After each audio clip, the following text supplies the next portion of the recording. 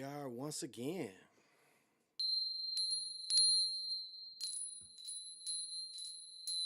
To the east, to the north, to the west, to the south, above, below, in the center.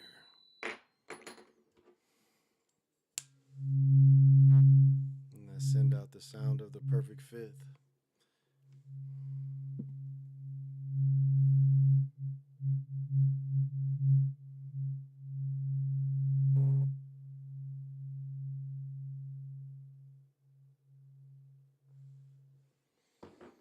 All right, I want to get into it, man. Welcome, whenever you watch this. This is the Chocolate Mountain Show. I am your super funky host, Big Pontiac. I am the holder of the infinite sacred ball game created by the Hero Twins. And I am also that one and only Galactic Daddy-O. Welcome each and every one of the galactic souls to my galactic patio that reaches from Black Hill Mountain all the way throughout the universe. May I greet each and every one of you and hope that, your goal is to be a neutrino, baby. Because there's nothing that can hold or lock a neutrino. What's up, PJ? Thank you for joining me. Alchemist, thank you for joining me. It's just lost. Today, I'm going to do a recap kind of the games, and we'll see where the inspiration moves me. Because I don't really follow a lot of bullshit. I don't really follow a lot of things that don't mean nothing to me. So, and I guess the first thing I'm going to talk about is I'll break down how the games went today. Just to keep a quick recap. It was interesting. The brother from Alabama, he had a harder time today. And you can see in the second half when they manipulated some of his shots. Did y'all check that out, Miller? How they manipulated his 2 3-point shots in the second half. So that was interesting. Let me see to follow today's game. Okay, I got Alabama. I won that one. I won San Diego over Furman. Yeah. I lost North Carolina State versus Creighton. Yeah, I lost that one. No, that was last night. So today's game. So that's 2. Let me see. Saturday's game. I lost Princeton versus. So that's 2-1. I lost Princeton. The Princeton game against Missouri. Trying to think. Saturday games. So that's 4 games. I won the Houston game. Houston-Auburn. That's 5. Penn and Texas. I lost that. So that's 6. So that's 4-2. I lost the Penn game. I thought Penn State would pull that one out. Arkansas. I lost Arkansas. But let me see. Where did I have Arkansas?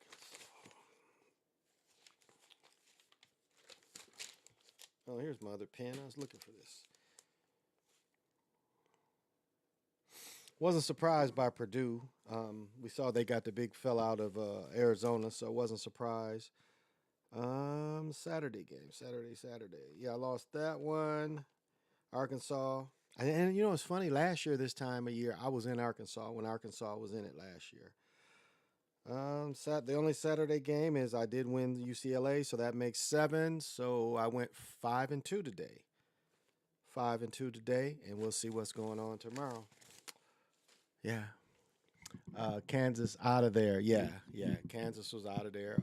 The Duke game, again, I was gone for like hours. I caught the early games, but I was gone for a long time today, just hanging with my daughter. Oh, I went to see my mother. That's what I did. My mother's 82 years old. And so when I have her, now if you can understand parenting and how parenting works, when I was single, I would always normally on the weekends, I would go see my mother. And so it was something my daughter and I would do together. Well, now I'm engaged, about to get married in a few months. And so I still, want to do things where it's just me and my daughter and I. So that's one thing we do is we go up and see my mother. And of course, my mother wants to cook shit. My mother and her group of friends, they wanted to go to breakfast this morning, which, I didn't go to bed until 4 because it takes me, after I get going, it takes me a few hours to unwind from doing this. And so I stayed up till about 4 messing around. And there was no way I was going to get up to go. Now, the place they want to go, there's a couple different places, and it's literally, one place is literally up the street. It's literally up the street from me, but they want to go to Eden Prairie, which is about 5 miles. I live in Burnsville now, so Eden Prairie is west of me. So we didn't do that. So I just went up there, and my mother's cooking my daughter all kind of stuff. Hey, Dr. Sinister, thanks for joining. And so I didn't watch the games while I was at my mother because I'm enjoying her company, and that's part of being here now. It's the games ain't going nowhere. Yeah, I could have probably made a few more plays, but by now everybody sees the basket manipulation, so it's nothing really new. And so, I can only point it out so much. And after a while, you're beating a dead horse after a while. And that's kind of how I feel about it. I mean, I think not just me, but Lobo and others have showed so much of the way they've done it, so it shouldn't be a question. See, the geometry shows the numbers and the possibilities of why they did it. But what I think I've revolutionized far as the sporting and the scripting of the sport is physically showing people how it's done. Because it takes a little bit of everything. It takes the players. Okay, let's take this game. Was it the end of what game was that? Guys, going back and forth and watching the two screens. They got the two screens now. You can watch both games. But it was one game where the team was winning and going to win, and we see this hands in the air, pressed to the body. Now, where did we see that before? Remember, we saw a team lose the Final Four game like that, where the Virginia player shot a jumper in the corner and the guys all rubbed, close as he could be, but making contact. Now when the player did this move, he was losing, and it was nothing but for what do they call that? The line. He had to foul that guy and put that guy on the line for the betting. And that's not points. It was point shaving. It was clearly an example of a point shaving. So, I mean, it's there in your face. Hey, Lorenzo, what's happening? Oh, I just wanted to tell you, so nephew, we play Tuesday afternoon. We go to state. We go to state Tuesday afternoon. So Tuesday afternoon, we go to state. I don't know if they sent me everything, what seating we are. I saw it on my fiance's phone. I don't know if she sent. No, she didn't send me the state breakdown because it's only eight teams left. And what's interesting is the team they lost to twice. They lost to them the very first game or second game. Wyzetta has going to be the two candidates for Mr. Basketball. Please forgive me for not knowing their names, but we won't play them until we see the championship game. So we've kind of got a break. Let's see. I don't know if I can send this over yet, but let me see if I can show that.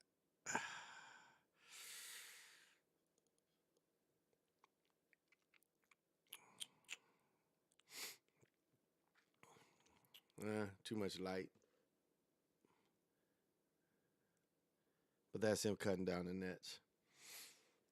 So, yeah, that's what we're doing on Tuesday. And I want to tell y'all something about this state, especially this city. This state is the clothing capital of the world. I would say bar none. I mean, in this city, if you cannot dress nice, you're almost an idiot. The clothes are so affordable and so cheap. This time of year up here is the best time to buy clothes because it's funny. I looked at a Facebook thing from 2011, maybe. I don't think my daughter was born yet. So it had to have been maybe March of 2011. It was 80 degrees here. The next year, this time of year, it was 79. Right now outside, it is 12 degrees below zero. Normally should be 45, 50. But anyway, so it's a great time. So you have the stores here. Now there's no tax on clothes here. So you have the stores here getting rid of the winter wear. I mean, right now that's their big push is to try to, they want to get something out of this winter wear. And so this is the first time I've wore this shirt. I've got a white one like this too, and I think I paid a little more. But this is a Finney, which is a Macy's brand, and I want to show you what I paid for this. Now you see the top price is the original price. I don't know if that's coming in, but if you can see that, I paid $5 for this shirt from Macy's. From Macy's.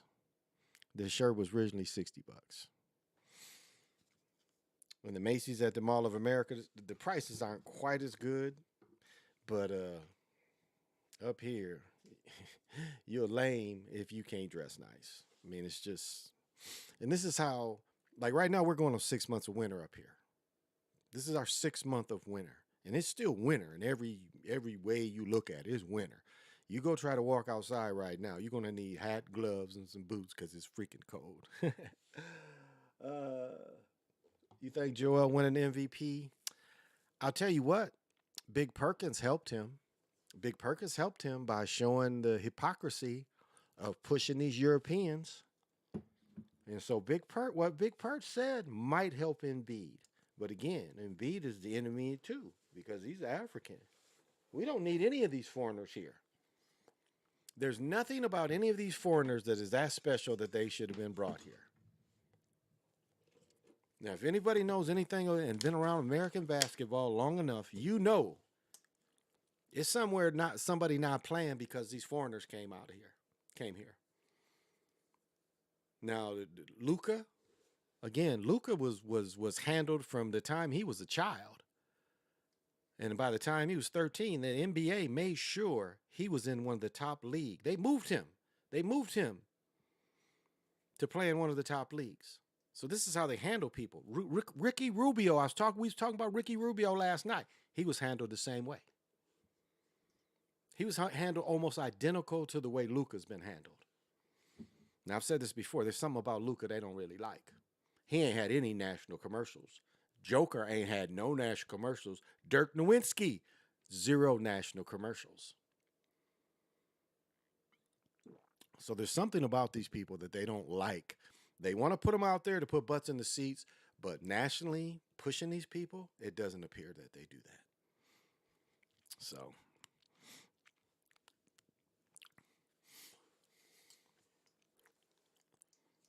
I mean, I know so many guys. I'm going to do a little series on a guy and some of the stories that went with some of these experiences I had. So I'm going to do a little series about a couple cats. Because as a holder of the infinite sacred ball game, there are 8 million stories of hoopers.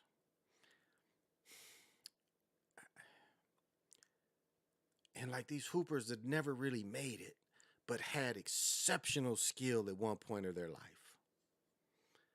I mean, we know a lot of people peak in high school. Do you understand that concept? A lot of people peak in high school. Tell you a perfect example. There's a brother named Roscoe Hughes. Roscoe was probably all-state runner-up from 10th grade and then all-state his senior year.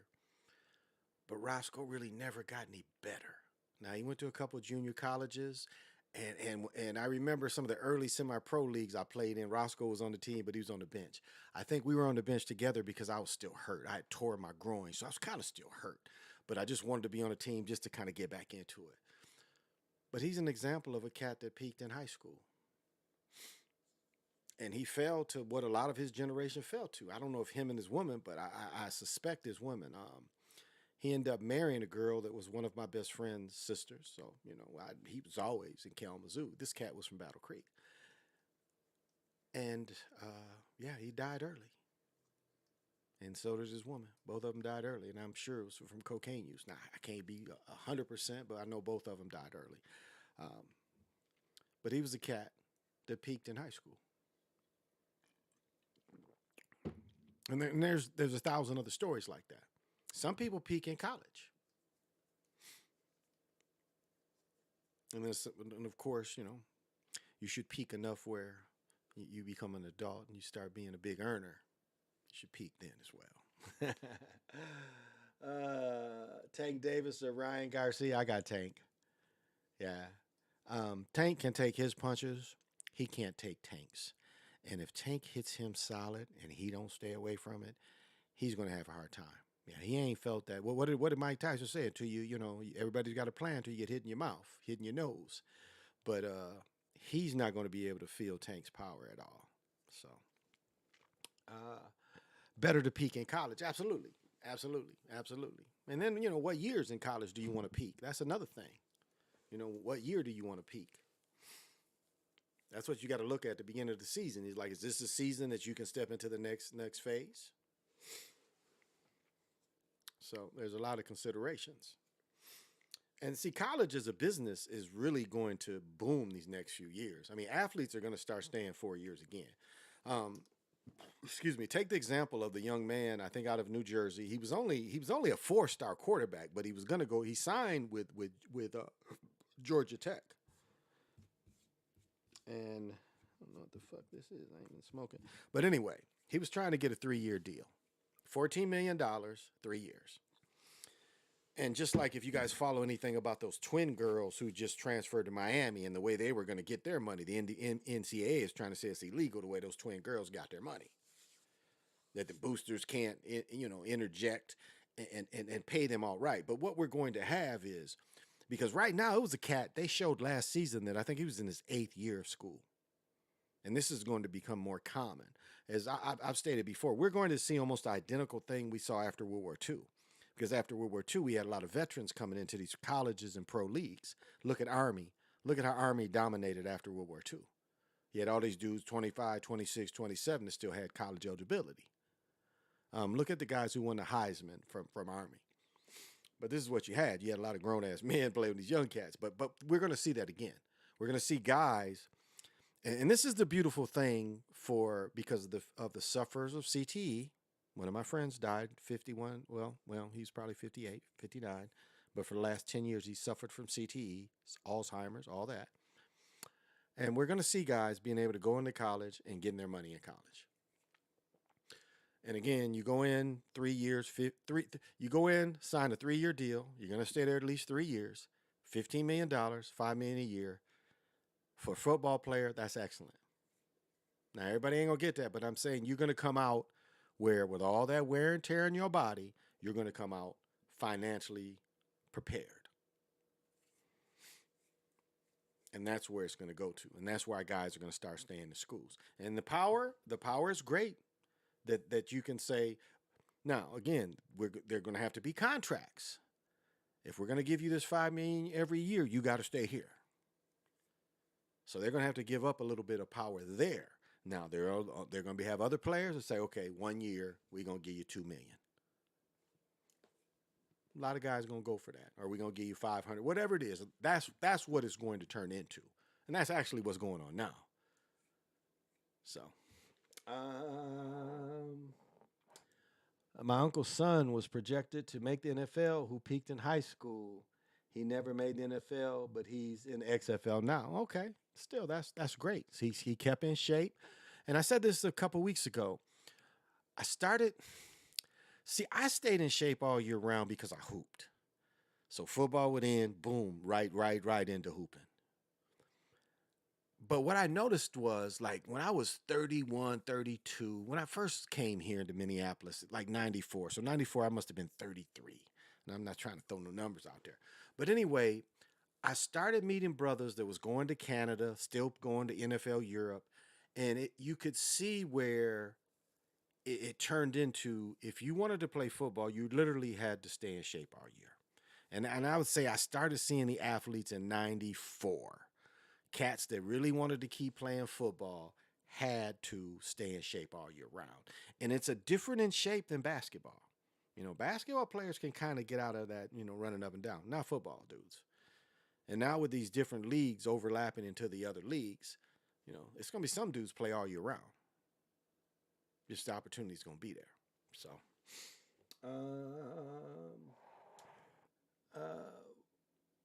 what? There, but not. Oh, okay.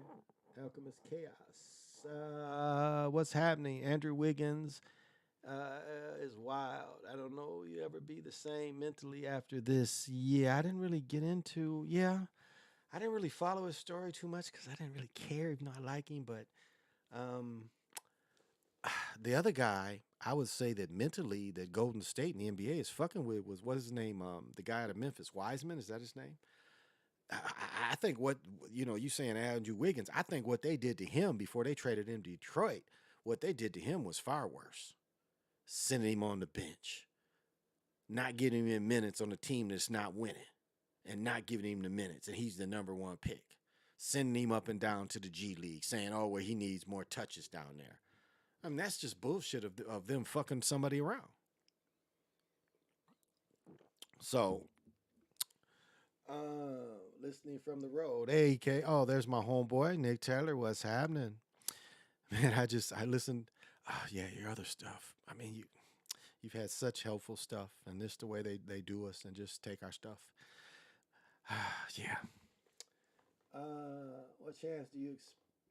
What changes do you experience in your 30s? What changes did I experience? I'll say, my body started smelling different. It's like I'll just tell you, as a man, one thing that you have to learn, especially for brothers now, if you're different, you're different. But what I learned is when I started going to college, my best friend used Brute. So I started using Brute. And I learned in my 20, like it was like 24, and I would take a shower. And in North Carolina, it's hotter all the time. And I'd go out and I start smelling funky. And I'm like, damn, why am I smelling funky? But I remember I had taken some classes and they were saying, you got to change your deodorants. So I switched to antiperspirant.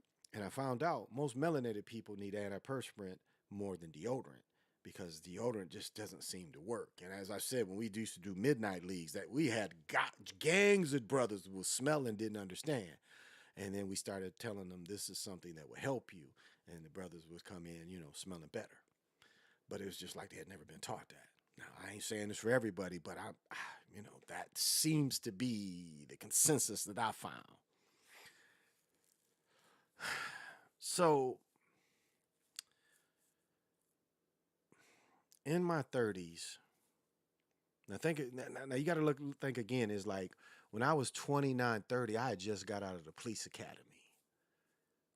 So it was that attitude of pretty much I wasn't really scared of nothing. I still ain't really scared of nothing, but it was like that heightened attitude. And I remember I've told this story before. I remember one dude. I'd known him before we was cops, but after we was cops, he was super tough. Like it'd be, you had to bag somebody up or he's involved in something. This motherfucker's just over the top. And I remember we used to get off like work's third shift. And we all used to go to this. It was like a part-time biker bar when the cops wasn't in there, if you understand. It was like in the morning, all the cops that got off in the city, and it'd be like 40, 50 dudes up in there, or men and women, just getting off work, but all cops. And I just remember listening to him, and I was like, finally had enough. I'm like, look, motherfucker, I knew you before. So I've always been tough. But this made you tough. And there's a lot of cops like that going through that training, getting that badge made them tough. I was tough before that. So, and I'll say this, when I was a cop, I was 250 in shape. I'm going to say this again. I was 250 in shape, lifting, and I was just, from playing football, stopped for 6 months, got bigger as I matured.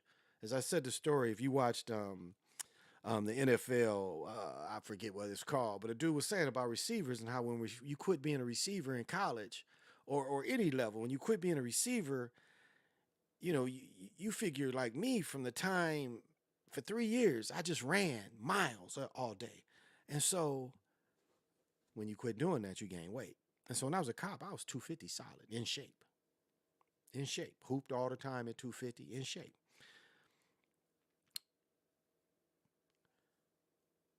I'll say this that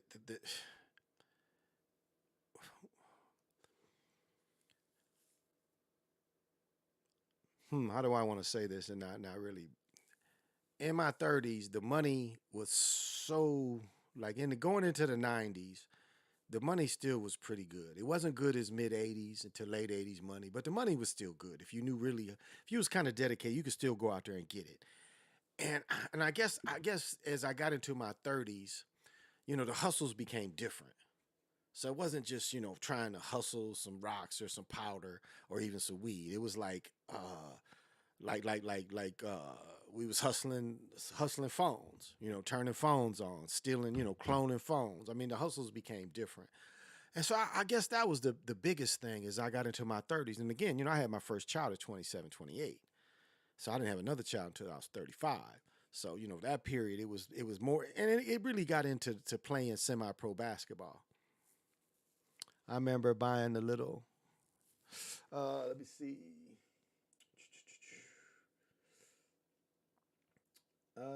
Yeah, I have to change deodorants other month. I'm in my early 20s. Okay, some deodorants don't work on me.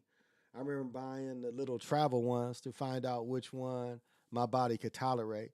Yeah, I mean, you just have to try because, like, I've tried the Indian kind. It's supposed to be all natural. Was it another Tom's? And it's deodorant, and it just doesn't work.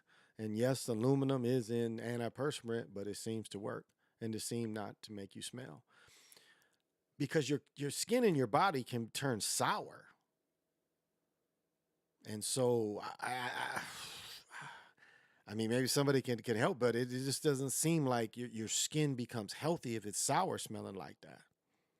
So, one thing this year's tournament has taught me is to stay with my first pick to win it all. Therefore, I say Texas, but then again, I say they make the Final Four. But blame it on the Natty. I'll tell you, I'm still sticking with Indiana. Indiana really looks good, and the way this is, and Michigan State is always I just always put Michigan State in the Final Four. So yeah, I'm pretty sure. Got a ton of paperwork here. I'm pretty sure that yeah, MSU might mess around and make the Final Four. I'm pretty sure they're going to come out of the MSU is going to come out of the East. We'll see. We'll see, but I think MSU is going to come out of the East, and then Indiana. Yeah, Indiana. Where's Houston at? Over here, Houston. Yeah, Indiana's going to come out the Midwest. Watch. That's what I'm thinking. Yeah, they'll have to see Indiana will face Houston before they'll have to face Texas. And I think Indiana beat Houston. That's a great team out of Indiana. The Big Ten was stacked. Maryland just barely lost. Northwestern just barely lost. The Big Ten was stacked this year. It was a good conference. All the teams gave competitive games. Even Purdue gave a competitive game when they lost. Uh, gotta have the antiperspirant. Yeah, yeah. It's just that's what I taught my boys. It's like Noxzema. I had cousins. I had cousins that they're like one of my cousins' nickname was Bumps. That's what everybody called her. Her acne was so bad. And when I was 12 years old,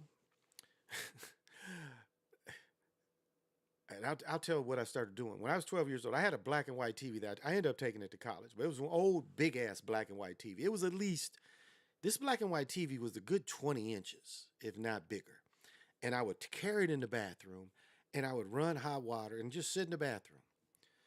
So I'm watching TV in the tub and my mother busts in and she says, "Here, put this shit on your face every morning and every night before you go to bed." She said, "Because your skin ain't going to be like your cousin's." Now, my cousin Brenda, who they call Bumps, my cousin Kathy suffered. Don't know if my cousin Kevin and Ron did, but I know my cousin Chris did. So I use Noxzema on my face, which is cold cream. I used cold cream on my face until I was probably 20. Think my second year of A&T, I quit putting that shit on my face. My children, Now you know the one that you watched when he that hooked up my stuff. He suffers a little bit, and he won't put that stuff on his face. He tries other stuff, but he suffers. He's got to do a lot of stuff to clean his face. His mother wasn't like that, so so we're trying to teach him, how to keep his face together. What do you have for the Eastern and Western Conference Finals? Western and Eastern. I got Michigan State coming out of the East. I got Michigan State coming out of the East. And then in the Western, I've got let's see, West. In that Gonzaga, Kansas, isn't Gonzaga coming out of there? Texas, yeah, Gonzaga. I've got Gonzaga coming out of there. So I got Gonzaga coming out there. I don't think Gonzaga will win it. I think they're gonna let Indiana win it. They're gonna let a team win it that didn't win it before. I mean, that's just that seems to be the habit. That seems to be the good money. I don't know why. I don't know why they do it that way. They rarely let, unless it's a catastrophe, like remember 9/11 catastrophe. You got the Patriots winning it. You got Katrina. They let New Orleans win it. But other than a catastrophe, they do not seem to let new teams win it. Now, some people say, well, let's look at Baylor. But if you look at Baylor and you look at the NCAA tournament, they had won it before. And then I've said this before, many of you don't know. Up until Jabbar, who used to be Kareem Abdul-Jabbar, up until the point when he was a sophomore, the bigger tournament was the NIT tournament in New York. That was the bigger tournament. That was the one that if you look through, see, when Bill Russell won 2 national championships, nobody cared.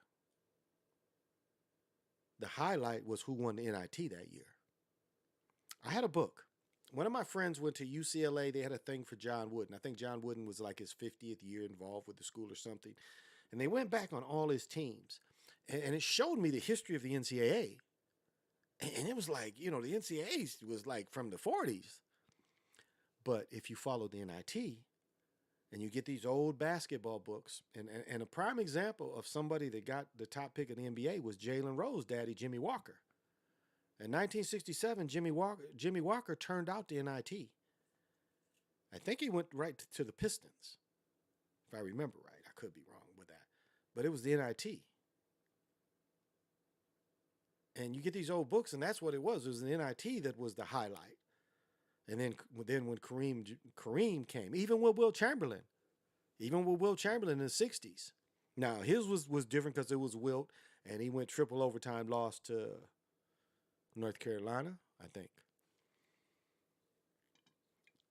But the NIT was the more, and probably that was the exception of Wilt, but not Bill Russell. Wilt, yes, but not Bill Russell. But still, even with Wilt there, the NIT was just as big. So now it's, secondary. Matter of fact, it's another tournament. It's another tournament they have. Yeah. Yeah, the Big Ten is stacked, but what conference did Purdue come from? Yeah, Purdue was blowing games. I watched Purdue blow some games this year. Did they lose to Maryland? I'm trying to think who they lost to when they was undefeated. It was, I think Penn State beat them, so they had been losing games, and it's cause and everything. But for overall, they're stacked, and Indiana's still there, and Michigan State's still there. So. Tri-college and fish oil. Tri-college and the fish oil. As a Filipino, the modern day diet makes my skin a bit bad, but those two helped. Okay. Thank you. I will take note.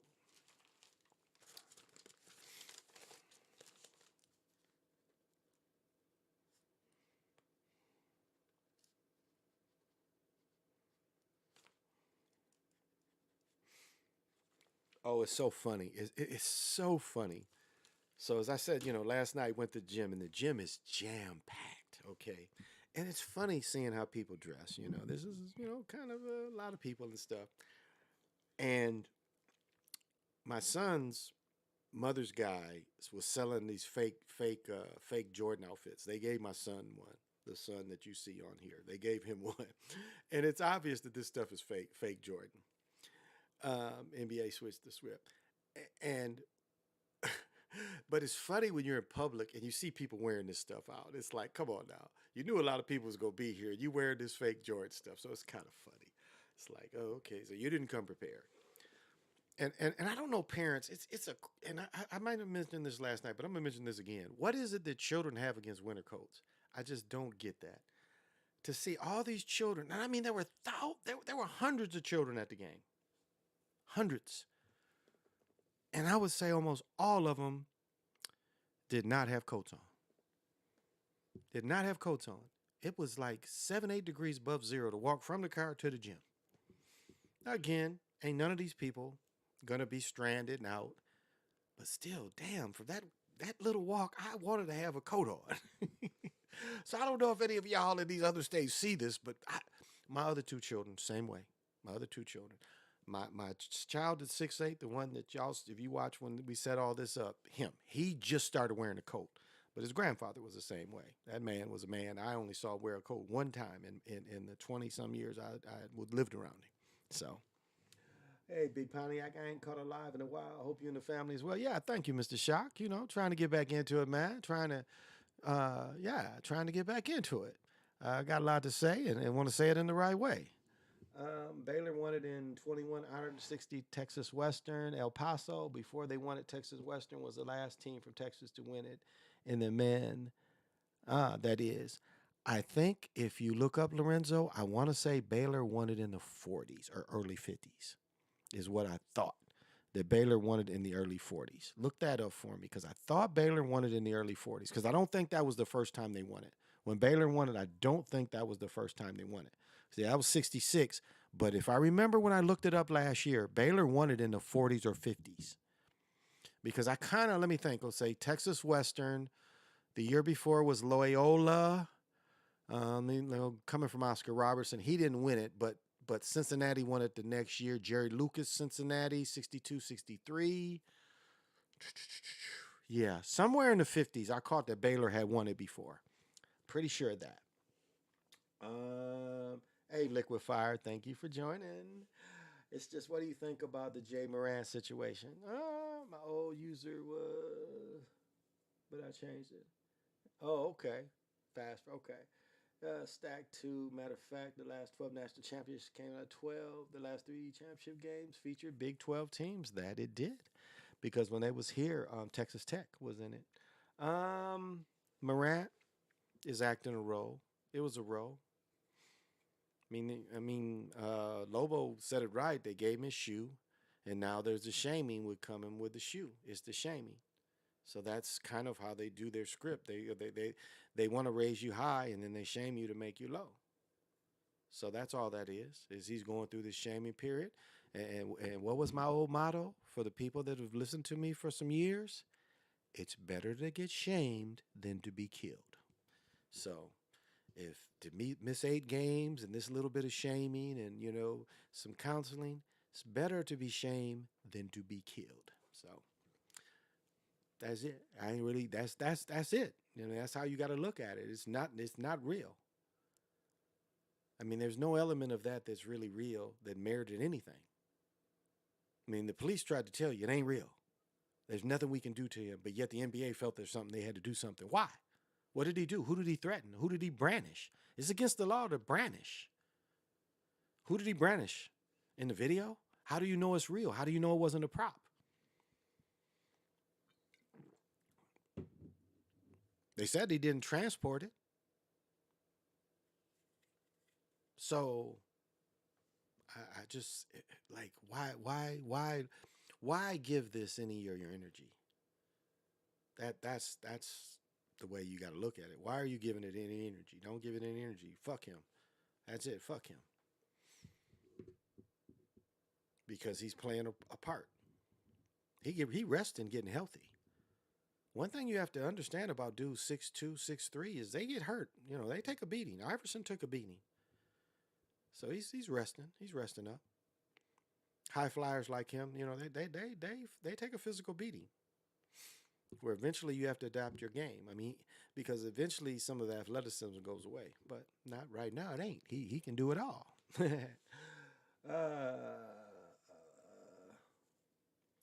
What's been on my radar? It's interesting. The racing of history is interesting. I guess that's something that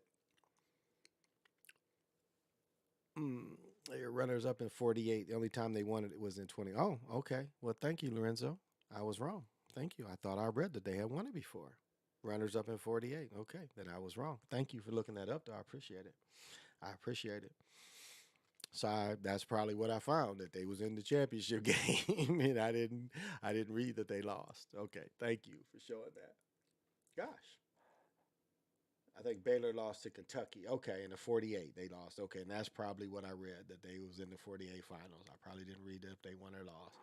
I noticed videos of teams metal detecting players after the John News. Never seen that pregame, but maybe it's just interesting. Interesting. Let me get back to that. Oh yeah, so the erasing of history, the changing of history, we see states trying to go after it.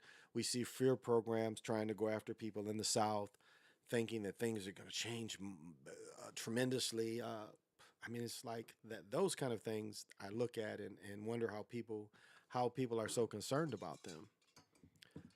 How do you think that's really real? Um, we have so many things that distract us, and feeding into distraction. Like the Morant thing is another distraction. I mean, it really is. It's distraction. And it's like, even watching the sport channels in the mornings, the talking heads, after a while, it's like, wow, why am I watching them and I'm not watching somebody that's got an idea that'll make me more money? All these people I'm watching in these sports shows that get paid, and they ain't really, unless it's the wagering shows, they ain't really telling me how to make money off of this or off of anything. I'm just hearing opinions on emotions of these given sports teams.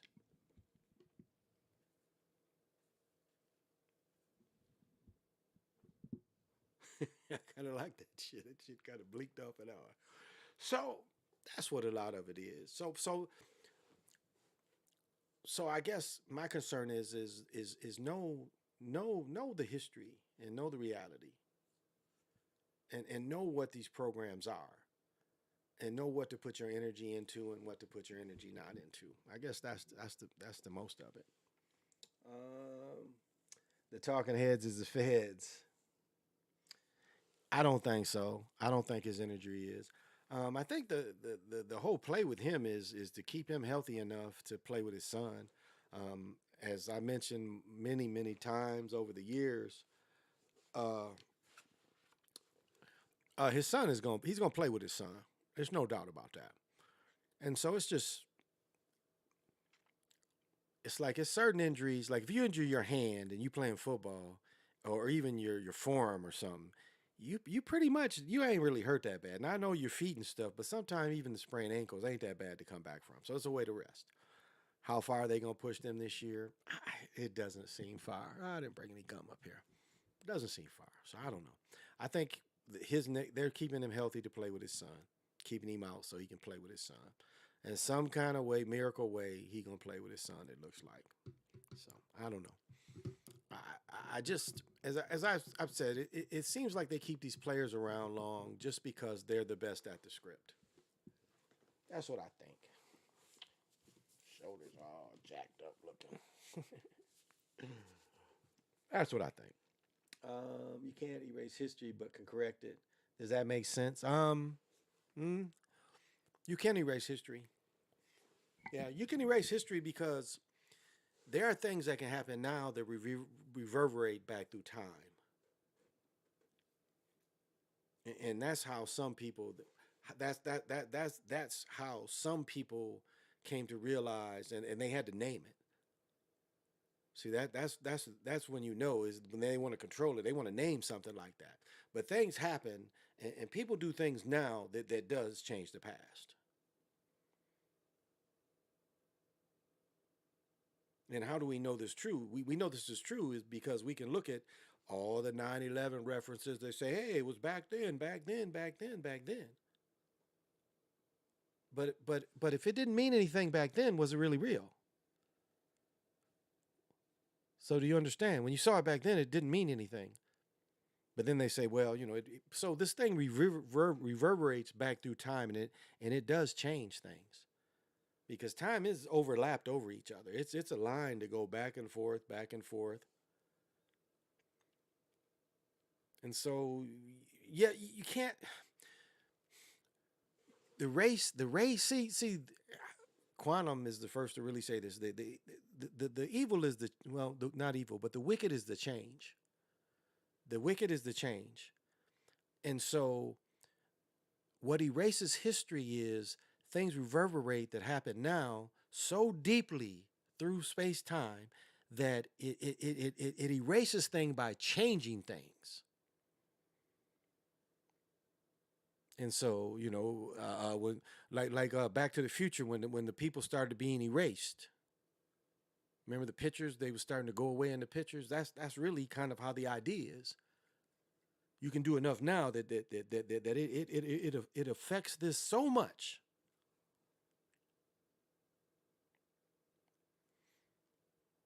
I mean, just think of the fear program, the atomic bomb. Just think of the fear program of the atomic bomb. And I say that is how that went back and forward. Because you can take the atomic bomb and how it changed things going all the way back to when the Europeans came here just with simple guns.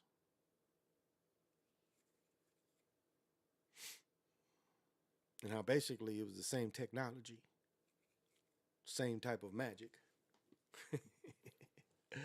uh, the script gonna make it work. The NBA has it where we don't know who will win the chip for the next few years for ratings, yet we get winning.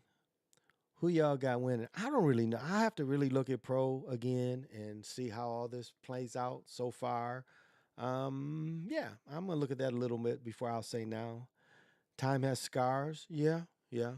Um, See, like I know Sly talks about generational curses, but you can cure the generational curse where you even cure that event, the event that started the curse in the first place. So you heal it and you erase it at the same time. Now,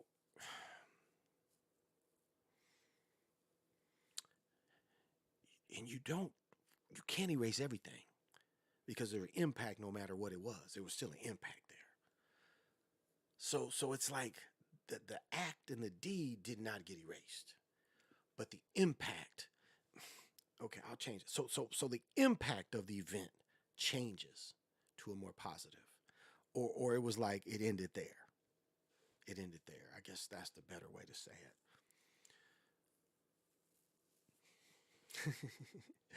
That's the better way to say it. You can cut it off there instead of it reverberating, to future generations. That's how you do it. Those of you that want to go back and you make it in right there, and you don't let it go any further. So, any of you, going through that healing work, that's some of the healing work you can do. You can stop these curses if you feel that it's been there. You can stop that, and that's the same thing as you going back in time and healing something, and just a little bit of change. Because change, even though the change is the enemy, you can still use change. Do I think the words can win it again? Yeah, I think though. I think so. I think their shooting is always gonna help them win it. No fear for atomic energy because core of them stop the time. Yep. Do you think the Warriors can win it again? Yeah, I think they can. Their shooting is always going to keep them into it.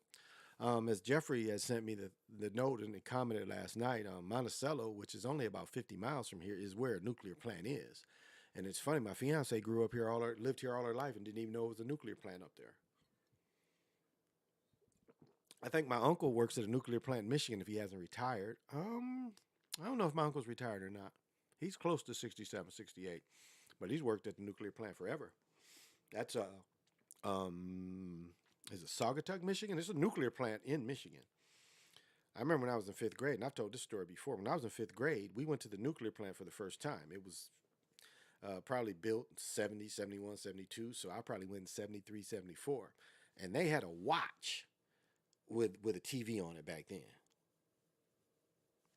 They had a watch where you could watch TV on the watch. The TV was able to pick up the local telecast, the local television telecast. The watch could do that back in 74, 75.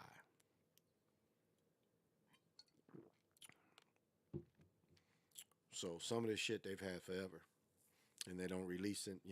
Don't have the ability to release it too much later. I was trying to leave these women alone and finish my bachelor's. It's never yours. It's never just yours. It's your turn. Someone I heard had said it was a 7 generational scar. Yeah, well, you go back and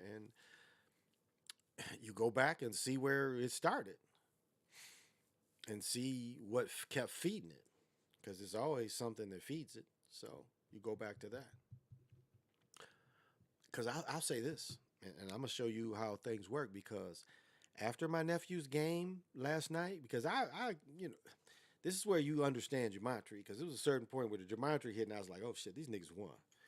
Because the gematria hit a certain point, I was like, oh okay, these niggas won. Because it was back and forth, but then I saw smoke, and matter of fact, I saw the smoke so thick that I thought somebody had let off, for the celebration. Nah, it was nothing like that. So it was something that we changed, and that smoke was going up out of there because that smoke didn't change it. And so it's something there we kind of blew out like yesterday. So I thought that was interesting. If I didn't mention that last night, I wanted to mention that. Now, as far as Ami, um, I don't understand. I tell you, it's like the way we are raised. We are not raised. Most men are not raised, and even in two-family homes, we just are.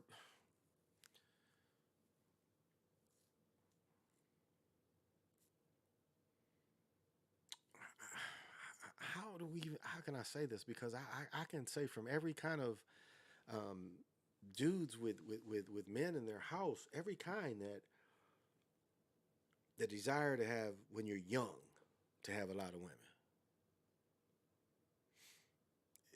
That goes back so far, that kind of thing, and it has nothing to do with slavery or anything like that.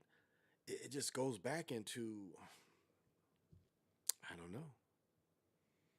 It's just like new all the time. I want new all the time. I think that is almost like infatuation to a point. It's like here I am, the top of what I am, and I'm the top prey, and it's like everywhere I go, I'm just I'm that. I mean, I watch dudes do this across the country. Like my dad, they thought like I was trying to emulate my dad. No, I had another dude worked at General Motors, college referee. Psh, he had women in multiple cities, and he always drove. Didn't never fly. He always drove. We'd pull up to a city, and he like soon as we go somewhere, if he didn't have a woman, he had a woman. Like he hollering. Now, can you sustain that? I don't know. What was the dude's name? The Hearst dude. Remember, Hearst left his wife in New York, left his wife and his children, had them all set up that place in California, that castle with his actor girlfriend, and as he needed to be more taken care of, and he finally died. It's like she was up out of there, but like, how much did she really help him in the last few years? I mean, I guess she did stay by his side, but the other person probably would have too. And I just think as men, we're not taught loyalty. We think that people should be loyal to us, but I don't know if we really think that we should be loyal to other people, especially men, especially as far as relationships. We're taught loyalty and teamwork and best friends and our guys, but a lot of times we're not taught loyalty to these women. And I have nothing to say about. I was raised with a stepfather and my father. I saw my father every other weekend. I was raised with my stepfather till I left. From the time I was 4 till I left. So I always had two father figures. I always had manly man. My father, both my fathers was manly man. My uncles, all that. So, but that's to me. That's one part I see as a weakness of being a young man and being a young man in your prime and having the bread. Having the bread and having the have the look.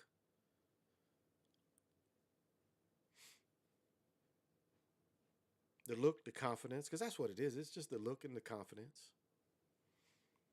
Anybody can talk to anybody. So, oh, okay. Oh, well, all right. I'm glad I said it right. You're right. I'm 22 and it's hard to fight the desire. Indeed, indeed, indeed. Miles always wants more. Jump higher, run faster, more women. Yeah. And yeah, it goes back to the old saying: just because you can do it doesn't mean you should have did it. And for some people, that's hard to say no to.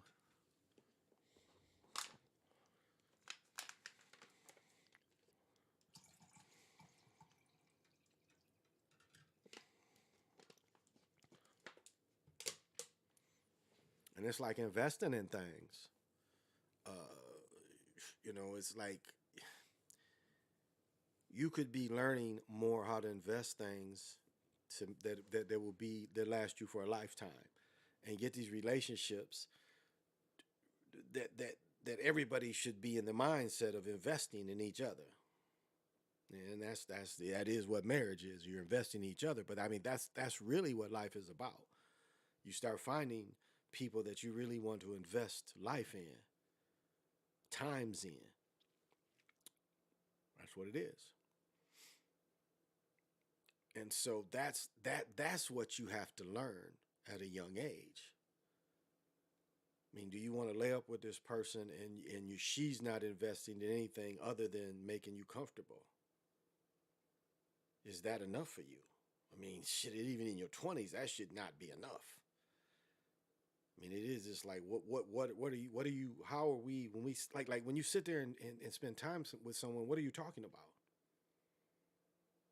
What are you showing each other? Just sitting there watching movies and they ain't got shit to say to each other. I would say if there's anything that's different, that's hard for me to just sit there and watch movies and don't think and don't do nothing. That's hard for me. I mean, it's easy to go to the theater, but just to sit here and watch show after show after show. Now I can do it for sports because it's live, but to watch all this recorded shit is really hard for me. But is that where is that where I mean, you understand? Is that where you at? You ain't got to sit and say nothing. And then the thing is just physical. I mean,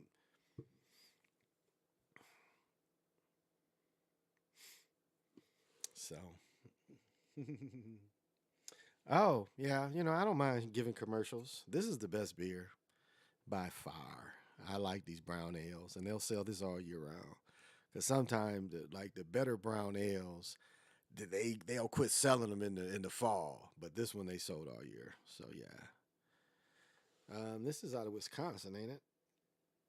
Great Lakes Brewing Company. Where are they out of?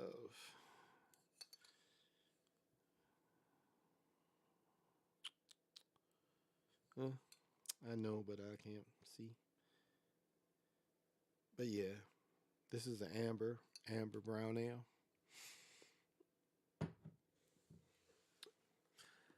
Yeah. uh, yeah, that's all, Mr. Shock. Just that. Bought another cigar. Been chewing on this since about 5 o'clock. Uh, yeah. So never smoke them, just chew on them. And these are the Blondies by Acid. This is what Clint Eastwood, when you watch what is it, the good, the bad, and the ugly, the good, the bad, and the ugly, which is one of the greatest westerns of all times. I mean, that is an adventure of spaghetti western of history. I mean, it's really quite a swing of history. Uh, and there's so many little things, like just the bridge thing. If you remember the scene in the bridge where you have the Southerners on one side of the bridge and you have the Northerners, and they're exclusively fighting over this bridge. They're both trying to build it, and they're both blowing it up soon as somebody would build something. And so it just shows you just the craziness of that. But yet it shows you these wanders through all this chaos. And then the scene where in the desert scene where Clint Eastwood takes, like, he had this information, and even when the dude who later plays in Godfather 3 was right there, even that cat, even he was willing to die to keep his secret, but he knew that the dude wouldn't let him die. So even though he was in the desert, he still knew that he eventually uh, would be able to turn it around. So it's a great movie, 3 hours long. Great movie though. O'Neill gave some great relationship advice while he was here. Yeah, and I'll say this: I really thought, and this is no shade on Corey Holcomb, but I just thought that some of Corey's delivery, and when we look at how people are sacrificed, I always thought Patrice O'Neill was sacrificed for Corey Holcomb. I really did. Now it never really, a lot of people look at it and say, well, Corey never blew up the way others did, like Eddie Murphy or Richard Pryor and Eddie Murphy did. But I still, that's what I always thought with his untimely death and his short, like Robin Harris. Like there are so many crazy energies around Robin Harris, because Robin Harris grew up with the Spinks brothers. Remember, he told a joke about the Spinks brothers. But the funniest joke, the Robin Harris joke, and I tell it wrong all the time, but it was like they were interviewing Leon, and there's like, well, Leon, how was the great fight and all everything? And Leon was like, yeah, I watch TV, and I go, Leon, and he would answer, huh? That's a Robin Harris joke, and I know I didn't say it right, but it was like he would ask a question, and then he would say, huh, to the question. That's Robin Harris. So there's a lot of Robin Harris that it's hard to say why he was sacrificed, because he had them Spinks. He was around them Spinks brothers too, so it's a lot of like who was Robin Harris, but so that's what I thought. But yeah, and I thought he was good. I thought his timing and everything was good, but that's what you should really learn. It's great to be old, grow old with people. And it's great to make things easier for people. Because I was telling my daughter just gives her mother a hard time. And I told her, I was like, it's just you and her there. And you should do something every day to make life easier for your mother. And my fiance, I do something every day to just try to make things easier for her. I mean, when you're in a relationship and you're invested in people, that's the mindset. No matter how little or how big, you should do something that's going to ease their burden. So that's the advice I would give out there.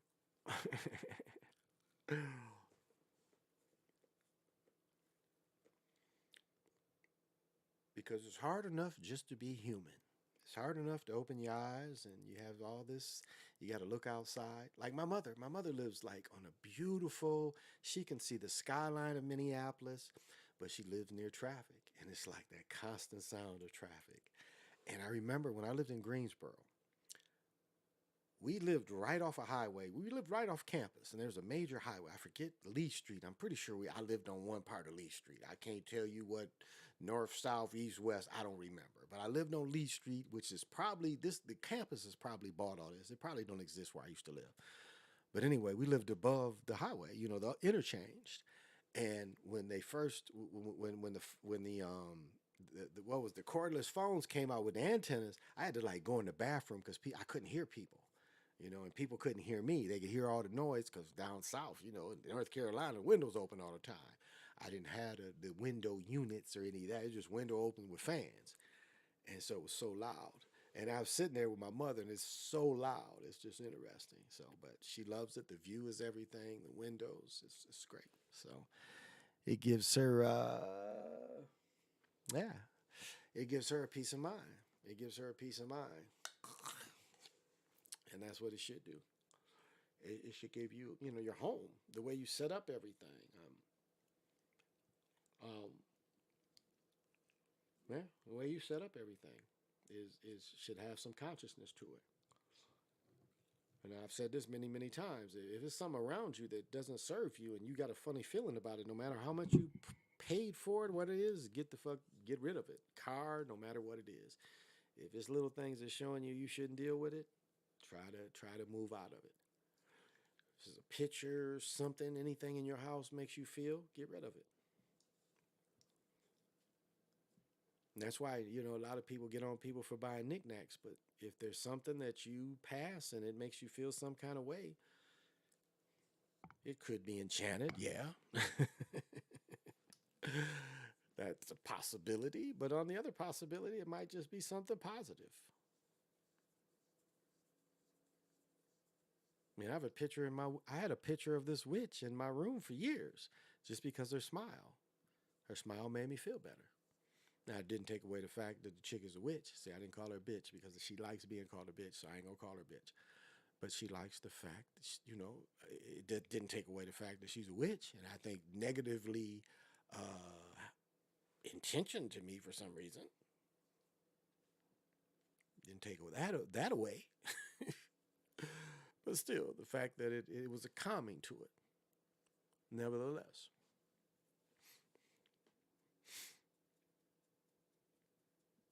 And that's how you should dress.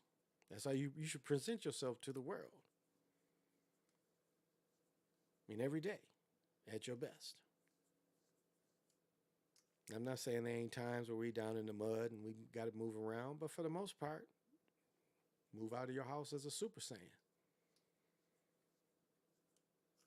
And that's one thing. I'm 61, but my daughter with me, she follow way behind me because I walk fast. And that's one thing my father instilled on me is to walk like you have somewhere to go. Because the swifter you move, as the older you get, the swifter you move, it seems like you've got more of a purpose and you ain't as much of a target. Because the people, they look for scuttlebrains to be targets. So if you still walk like you got a purpose and you paying attention.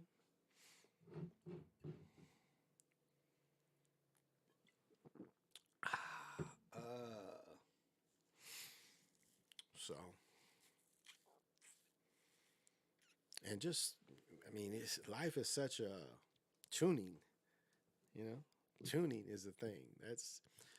That's what you have to do your whole life. You just have to keep tuning yourself. And that's what you have to learn from your 30s. Your 30s, you kind of, you're into your maximum power. You should be. And you should be able to tune the best with all that energy you have as being a person that's 30. You should be able to get it. And let me tell you how people, and this is probably a story from 20 years ago, but just perceptions. One of my cousins came home for a reunion. And this cat was always like 6'3", 250, 240, 250. Always. He comes home one reunion because he had moved away to Kansas City. He came back about 210. And everybody thought he was sick and everything. But you know what this dude was doing? This dude was working 2 full-time jobs, sometime almost 10 hours at each job. He did this for 20 years. He did this for almost 20 years, worked 2 full-time jobs, 8 hours, no less than 8 at both jobs. And so where people thought he was sick, no, he was just hustling, getting it. He was just a cook, cooked at a couple chains, not I mean like Chi-Chi's, some shit like that. A couple places like that. Maybe even Chi-Chi's and Famous Dave's or Famous Dave's and some other restaurant like that. But did it for 20 plus years. Did both of them. Yeah.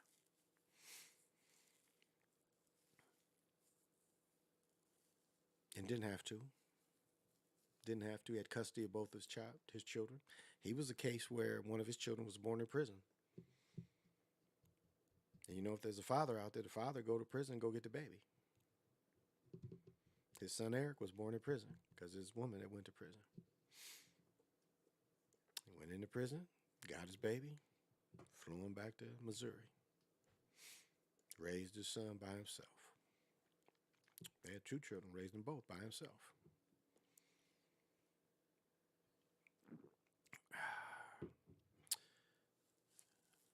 And that goes unnoticed. Did you guys catch the study who says that? And maybe Nick did a study, but the study where they say that men who raise children tend to not go to prison compared to women who raise children. Did you guys catch that study? I think Nick did something about that. But isn't that interesting? Now, none of my children to this point have been in any real trouble. They did some minor stupid shit, but other than that, nothing real. And for a period, it was just me. Like the one you see in my videos, he like when he was 8 years old, I said, you know what? Me and you gonna live together for a long time. That's what I told him when he was 8 years old. And he's about to be 21. So this is back in 9 or 10. I mean, I was just thinking that. I was looking at him, and just my commitment to him. And I was just laughing one night. I was just like, man, me and you gonna live together for a long time. And it's come to be true. I've lived with him longer than I think any of my other children, just because of his age. And right now, he works every day. Oh my goodness, his girlfriend is beautiful. He's not a bad looking fella, but his girlfriend is beautiful. And I'm joyful for him. Working, doing his own thing. Got a 3-bedroom apartment at 20 years old. So, yeah. And all my boys here are doing the best they can do.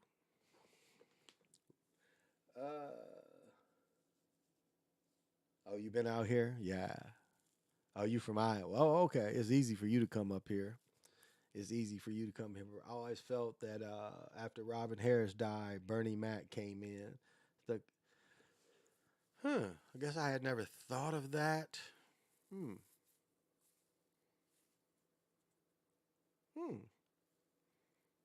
That may very well be.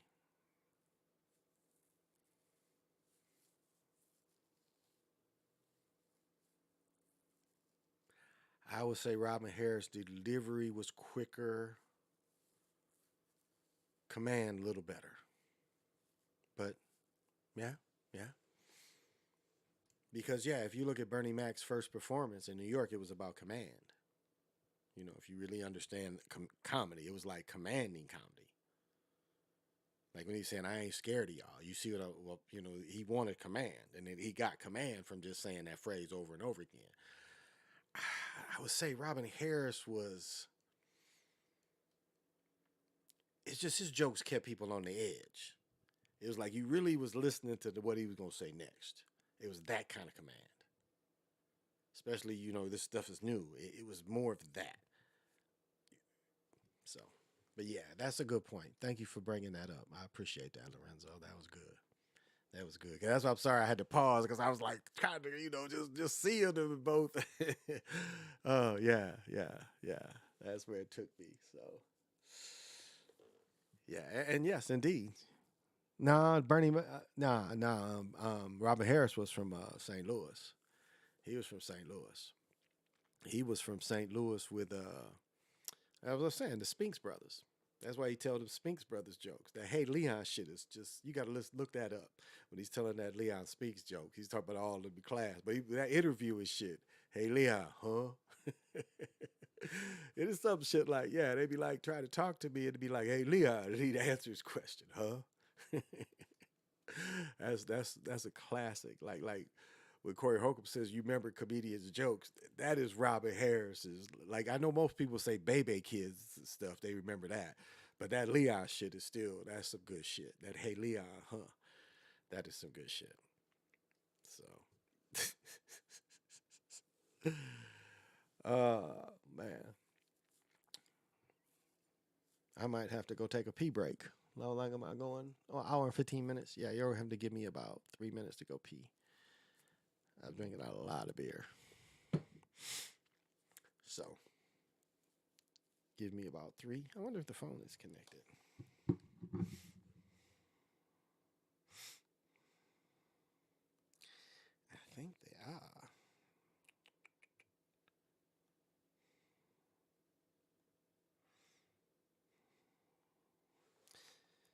Let's see.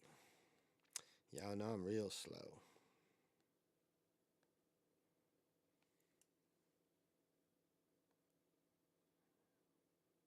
Oh, shit.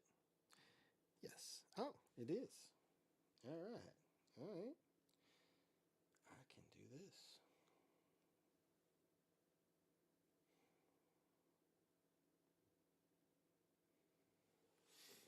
Hmm. So I pee. Drag. Okay.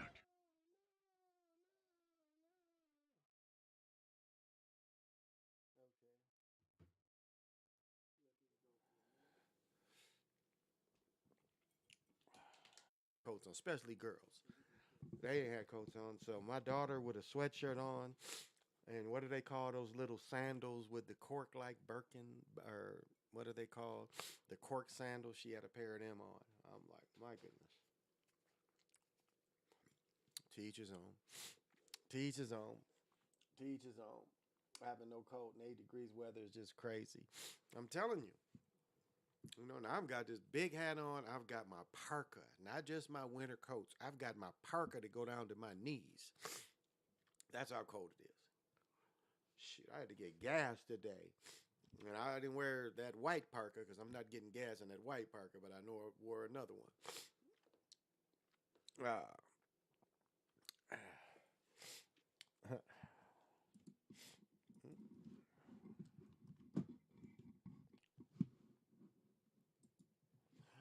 There we go. This sudden weather change got me sick, but I'm feeling better. I'm glad you're feeling better because my fiance, she's definitely got a little bit. And then we're at the restaurant. She's like, "Oh, this tea is really good. Have a drink." You know, I'm not even thinking. I'm drinking after her, and as you see, I'm all stopped up. Ah, I'm gonna keep sneezing. ah, I'm gonna have to go blow my nose or something eventually. I got something in here. Blow my nose on something. Ah. So bear with me, bear with me, bear with me. Hope I don't gross you out too much. Oh, let me send some high vibrations out here to everybody.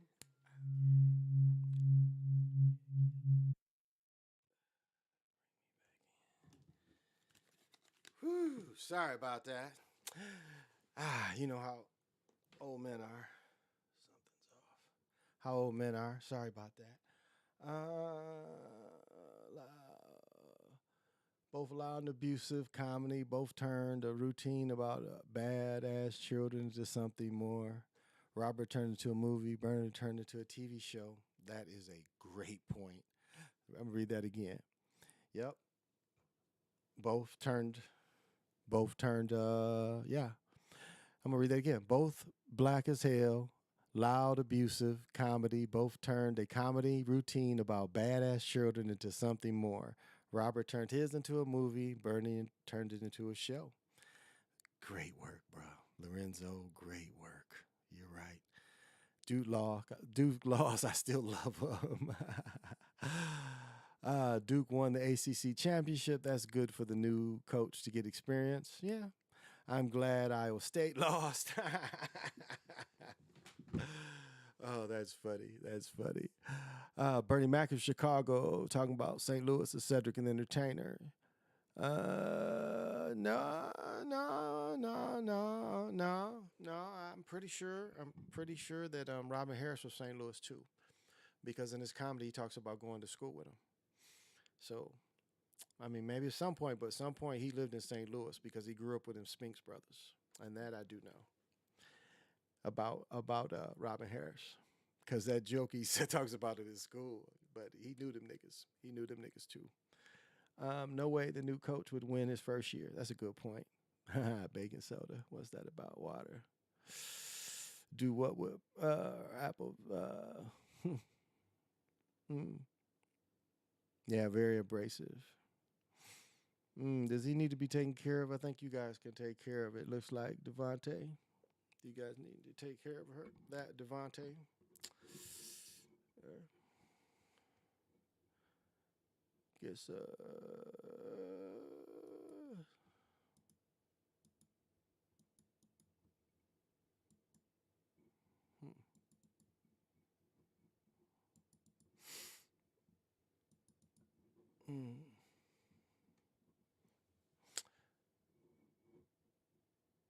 Where are my moderators?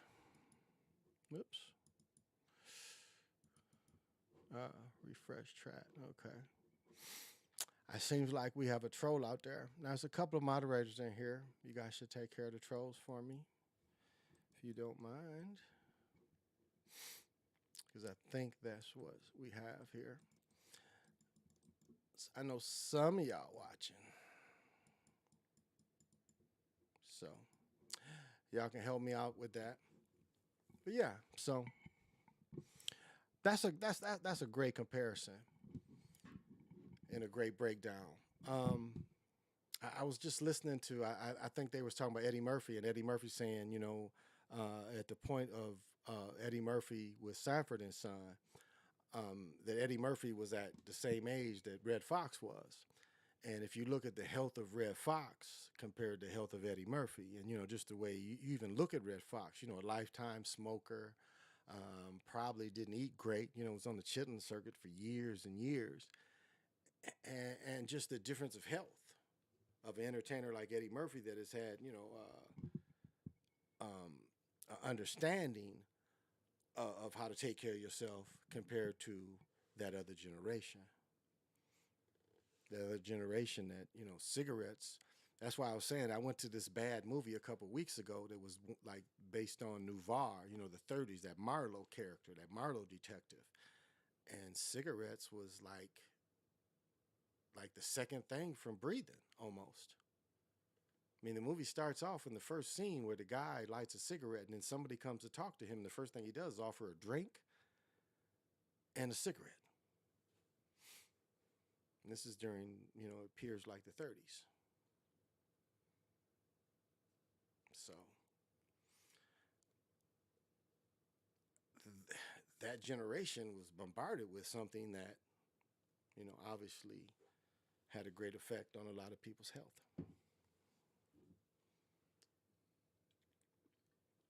And still, I don't know, about vaping. I can't say I know enough about it. I ain't really been around to have the long-term studies of vaping even.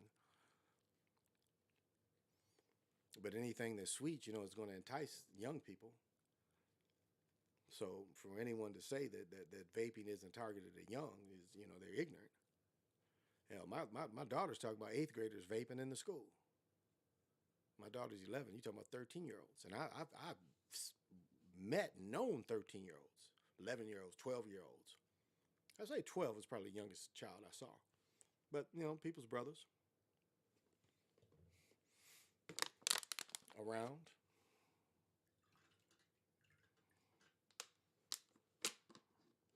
And vaping wasn't nasty as smoking. So that's why certain places banned it. I mean, it's just what they did. Because who's it targeted at?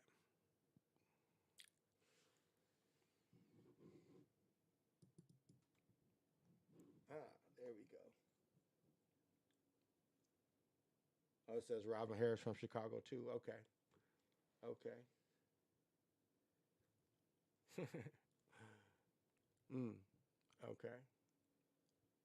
Oh, okay. Well, could be wrong. Could be wrong. I have to do a little more research to see the connection he had with the Spinks, because he had some kind of Spinks. Because I know they're from St. Louis. So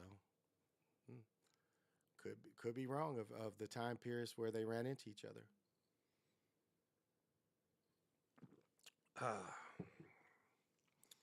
Because Robin Harris, he's probably around the same age. Bernie Mac, I think, was slightly older than me. I don't think Robin Harris was older than me.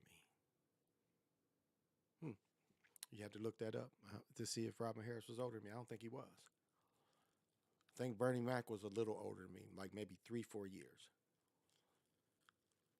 Because like Prince and Michael Jackson, I think they was 2 years ahead of me. Older than me. So that's interesting about Robin Harris. But thank you. I love your research. But yeah, they have some kind of connection to St. Louis too. I guess that's my only ad.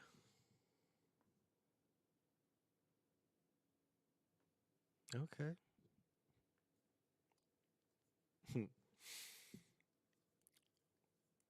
But still, that it's a good thought provoked, and it's a good comparison to see different people's style. But seeing a style that was taken by two different people, and then again spun two different ways. One, and both of them didn't get longevity from their ideas. Both of them had short careers. So I guess that's how we could like look at both of them. Both of them was sacrificed almost in the same way because their careers were cut very short.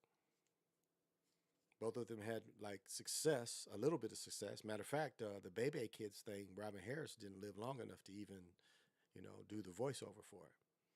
Remember, Faison. That's the first time he got national attention. He was the voice. Remember, because Robin Harris had died already. And remember, Robin Harris died in his sleep. They say, like Reggie White. They said Reggie White died in his sleep too. So that's another comparison we can put.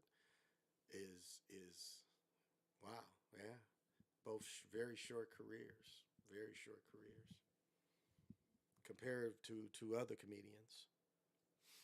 Comedian doesn't seem to be a very dangerous, but what we talked about Patrice, he's another one. Doesn't seem to be a lot. Well, Sam Kinston, he was another one. And I guess you could even put Robin Harris in there, or no, Robin Williams. In the sad way he ended up, but he was a comedian. And I'll say, he was probably the first coke comedian. Like his comedy was strictly, a coked up comedy. I mean, his just the way he brought it out and everything, his delivery and everything was like cokehead delivery, and it was interesting to see, this white boy cokehead tell jokes. Because remember, Robert Williams was on the Richard Pryor. Some of those few episodes that came out, he was on that. But when he was by himself, like Mork, even watching Mork and Mindy, like some of the funniest TV ever was Winners. Was it?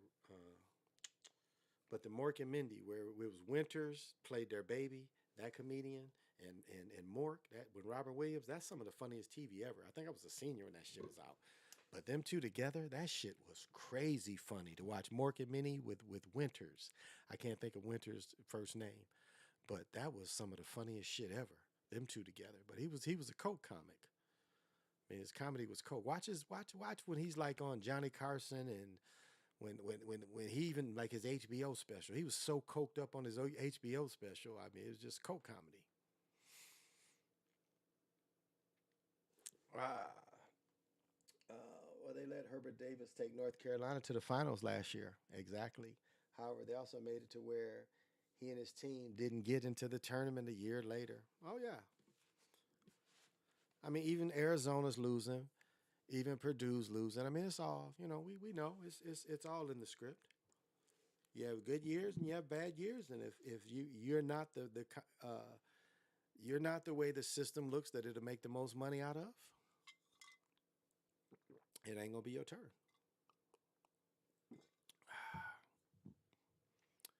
And that's just the way it works.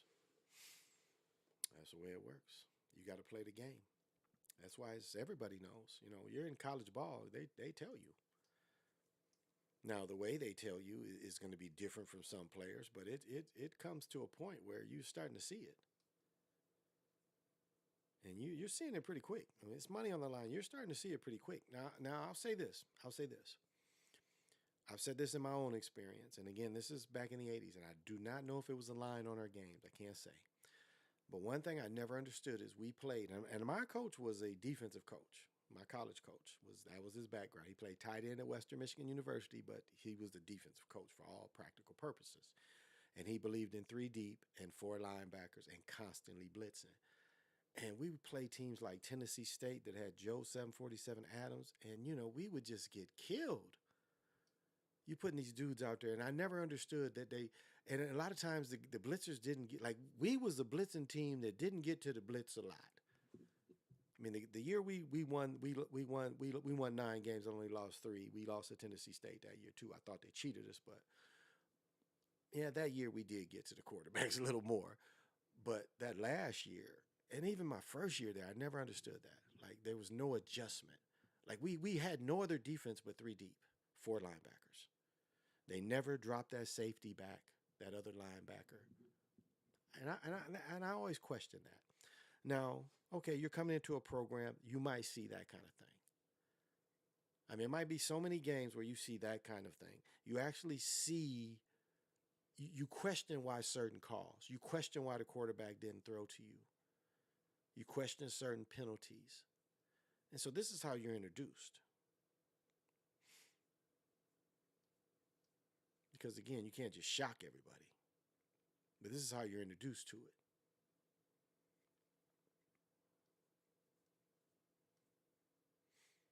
Because they can put who they want in a position to get a touchdown. That's any offensive position, running backs, receivers. They can put anybody in a position to get you a touchdown. You can see when they line up, if they're in a certain defense and certain person is on a certain person, you can see right there. You can sit in the booth, you can see it. That is automatically going to be a touchdown.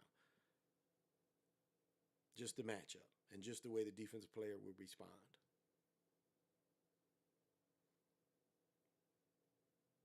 So this is how a person would get introduced into a fix.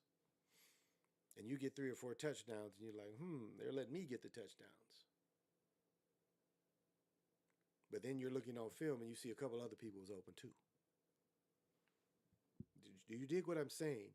You sit in the film booth, and if you're acute enough and you understand the game, you're seeing where everybody was open, or it was another person that could have got the touchdown too.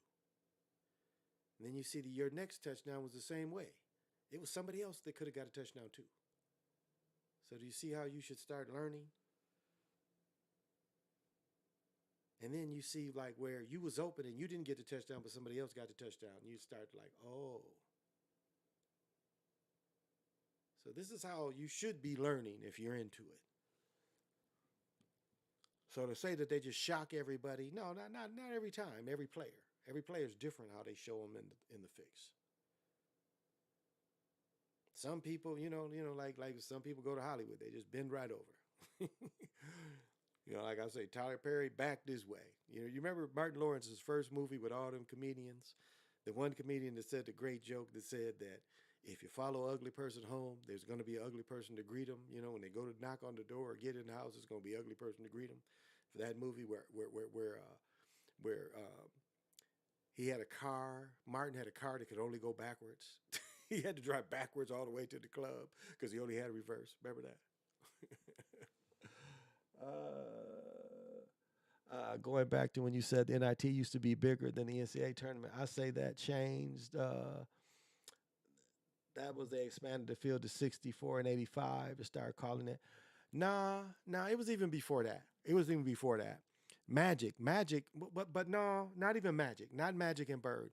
I really would stand on when Kareem came into the league, it changed. Kareem came into the league, it changed. That was because that was only, Kareem's. So 67, 68 was Kareem's freshman year, if I'm right, and Jimmy Walker won the NIT, I think, in 67.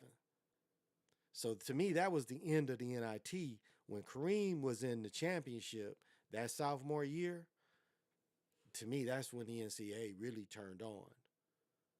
Because remember, Wooden was at a point, Wooden won 10 straight.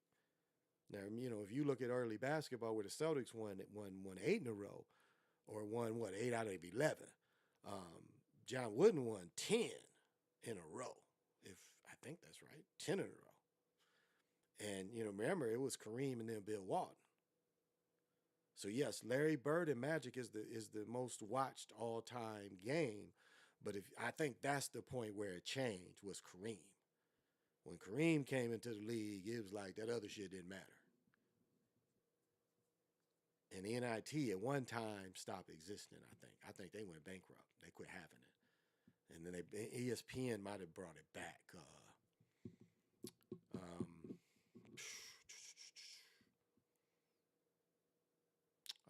I'd say last 20 years, maybe 30.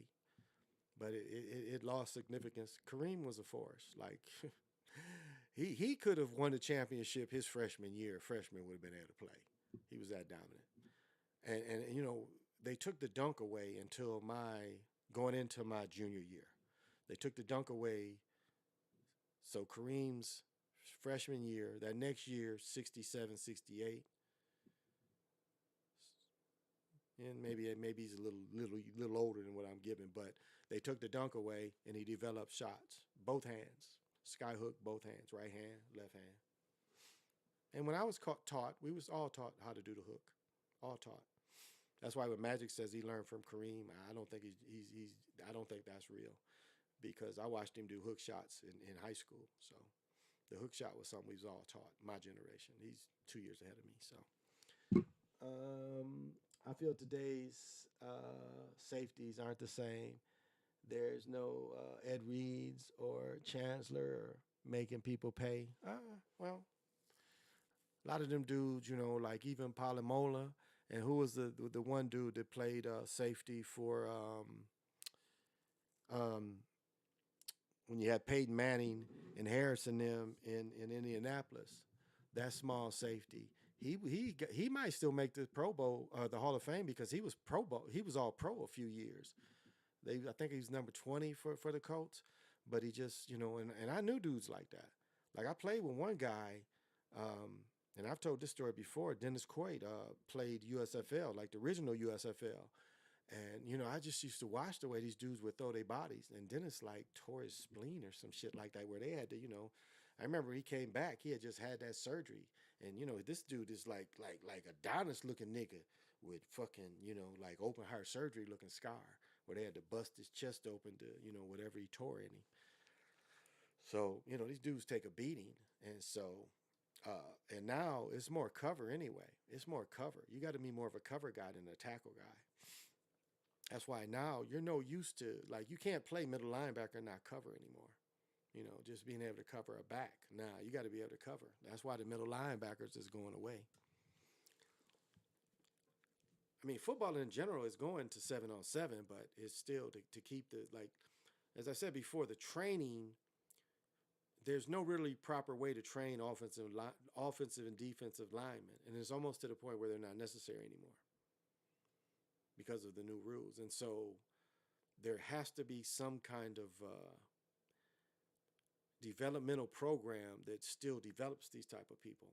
Now, if their long-term program is to get rid of offensive, defensive linemen, then okay, it's going to stay the way it is now, which is there's no young programs that develop offensive and defensive linemen. Not really. 7-on-7 tournaments, that is so big now. They go year round. They have no place in that. And so again, how are you developing them? How are you developing a cohesive group if you have one group that is so refined and they're grouping together, and then you put these people out there, there's no really way to really refine what they're doing. I mean, to me, it's not a fair advantage to either side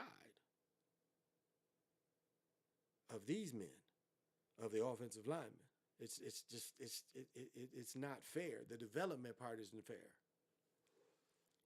And that's, and then the safety, of course. The safety, of course, has always got to be something to consider. And it's the helmets. It's been the helmets. Now, I don't know if enough studies have been done. Did the leather helmets produce less, CTE? We don't really know. I don't think there was a study done. But I'll say this, I never knew that it was old-time football players that was like boxers. And I knew dudes that, like right now, it's a guy coming to my wedding. He 89, 88, 89 years old, and he's going to fly to my wedding. And he played high school with the old leather helmet. Still, still, on the ball and stuff, but played with a leather helmet. So I don't know. I don't remember any old dudes. Now I met old boxers. As I said, I grew up around a boxing promoter, so I knew old boxers that was like dudes was like literally childs in the brain, literally children in the brain. They was grown ass men, but they was just the nicest without being back then what they call them retarded. It wasn't that. It was from being hit so much. They called them punch drunks, and they were some of the nicest guys. And I ain't saying I met just one or two. I met a bunch of dudes like that.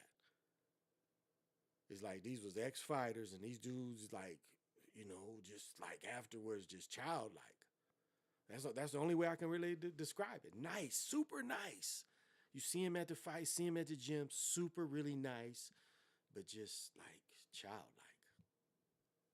That's how you relate to them. That's why they were so good with children, because that's really what they turned into, all them punches they took.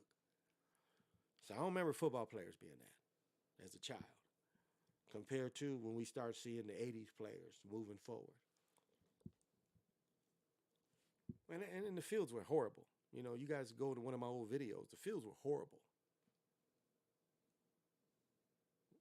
As I highlighted one of my old videos, that old Franklin or Vet Field they had in Philadelphia where they had the jail. I went to that place a couple times, and that place had a jail in it. But the field was like just like plank boards, and they put turf and sand over the plank boards. It was just horrible. I played on what was good turf. When I played in the Meadowlands, where the Giants and Jets was, where they said Jimmy Hoffa was buried, that Meadowlands. That turf was like carpet. So it was good turf out there. And then I played at the University of Richmond. We had the Gold Bowl where I met the group Cameo. They were staying at the same hotel. Got to meet their brothers. But that turf was like the shit that was in the backyard. It was like, what the fuck is this shit? That shit was like, I'm saying the whole field was like turf that used to be in people's backyards, like on the patio. It was that. So it was some terrible turf. Terrible. So some of these injuries these brothers got, I mean, you see terrible fields, helmets.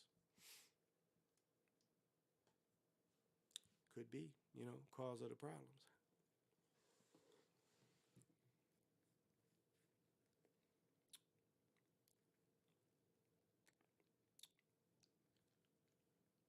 But, gladiators. And you guys know the NFL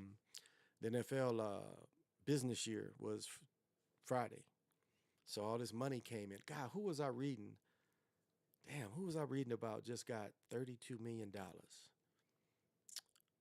Damn, who was I just reading?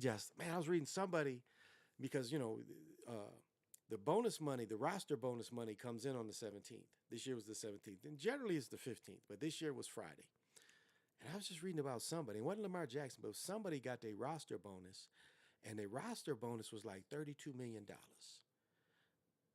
And the way they reconstructed his contract, he only was going to get 6.5 for the season. So right now, today, this dude got $32 million. And I think it might be the running back, the McCarthy, maybe that dude. And maybe I'm wrong, but it was like whoever this was, and maybe it was McCarthy, he got today $32 million roster bonus. That's why you've been seeing people get cut and stuff, in these trades. Like Rodgers, if they didn't trade Rodgers today, Rodgers got whatever his roster bonus was. And that's the Packers hit. And that's the great thing, when you family members and you got somebody kind of like on the fence if they're going to get cut or not. They didn't get cut by the day, they hit. So this is the NFL business year start. So I got you. Yeah, UCLA dominated with John Wooden as coach with Kareem and Bill Walton and others. They won 9. Yeah, 9 out of 10. Yeah, they lost to David Thompson. And I think, his record is 9 in a row. Yeah. But they lost to David Thompson. Because David Thompson, they had they had Burleson. Burleson, who later played, I think he played in the NBA and ABA, and then they had Marty Toll. And, the alley-oop was really developed by, it was a dude who hooped, and he might even hooped with Bill Russell in San Francisco, but he might have been slightly older. But Tippett, his name was Tippett. So in the old 49ers day, and maybe 49ers NFL, I think by then the 49ers went to the NFL by then. And there was a player named Tippett, and they, Wyatt Tibble would just throw it up there, and they started calling the alley-oop. And this brother named Tippett would go up there and get it. And they was winning games like that and shit. And so when David Thompson faced Walton, David Thompson ain't that tall. David Thompson, my tallest, I was about 6'1.5", and David Thompson, man, if he was 6'4", maybe maybe, maybe I'm saying more like 6'3", but he had a 40-inch vertical and like a strong vertical, strong body. And they started doing, they was the ones that brought the alley oop. Now, if you remember, Magic and Greg Kelser was the one that brought the alley oop and dunk. But because when David Thompson did it, you couldn't dunk. But the ones that, and that killed Bill Walton and them because they couldn't deal with that play. I mean, that play where you back pick the zone and you throw it over the top, that was started with David Thompson. But it was started from Y.A. Tittle, and I think his name was Tippett. Maybe I'd have to look at that again. But the brother would go up there and get it. So, and Magic and Greg Kelser is the one that made it national when they played, leading up to playing Bird. Ah, yeah, Kareem. People, like when you look at music, you look at like records that's coming out, and like I think I can say in my lifetime, some of the biggest records that people anticipated coming out, I would say the biggest was Jimi Hendrix, of course, when Jimi Hendrix anticipating Jimi Hendrix, and later when Snoop's came out. But when you look at sports and you look at the impact of Kareem, um, and again, Kareem's coming in at the end of Wilt, peak Wes Ansel, peak Willis Reed, still peak Nate Thurman. So you still had a lot of big men that's still decent, but Kareem was something different. He was something different and block shots. But I mean, people don't understand how. Again, the game is not the mid-range game, and a sky hook shot can be a short shot. It can be a mid-range shot. And I've said this many times, you watch games in the 40s, everybody would just hook. Watch a game, early game in the 40s, and you'll catch a game where everybody just shoots hook shots. There ain't no jump shot. Jump shot was invented by a European cat in Indiana. And then brothers really defined it. Oscar Robertson, that group. That's why you see Oscar Robertson shooting with one hand, because that was what the guy emphasized. The guy, he was the first dude. They got a statue, the first dude that would really, go up and so the hook was a shot that you could count on, and his size. It was unstoppable. The only person I ever saw block it was Kareem, or excuse me, Wilt. I mean, again, you look at what Game 5 hit that deep corner, which today would be a 3. You hear what I'm saying? Kareem hits a hook shot in the corner that today would be a 3. And I just thought about that, the 3-point element while I'm telling the story. Look at that video. He hits a hook shot in the corner that today would be considered a 3. To tie the game or win the game. I think he wins Game 5 like that. Or maybe Game 6. So it's a shot that still should be taught. And the evolution, Bill Walton did the jump hook. I mean, that's what Bill Walton brought in. He brought in the jump hook. And that's what everybody, hence turned it into. They turned it into the jump hook.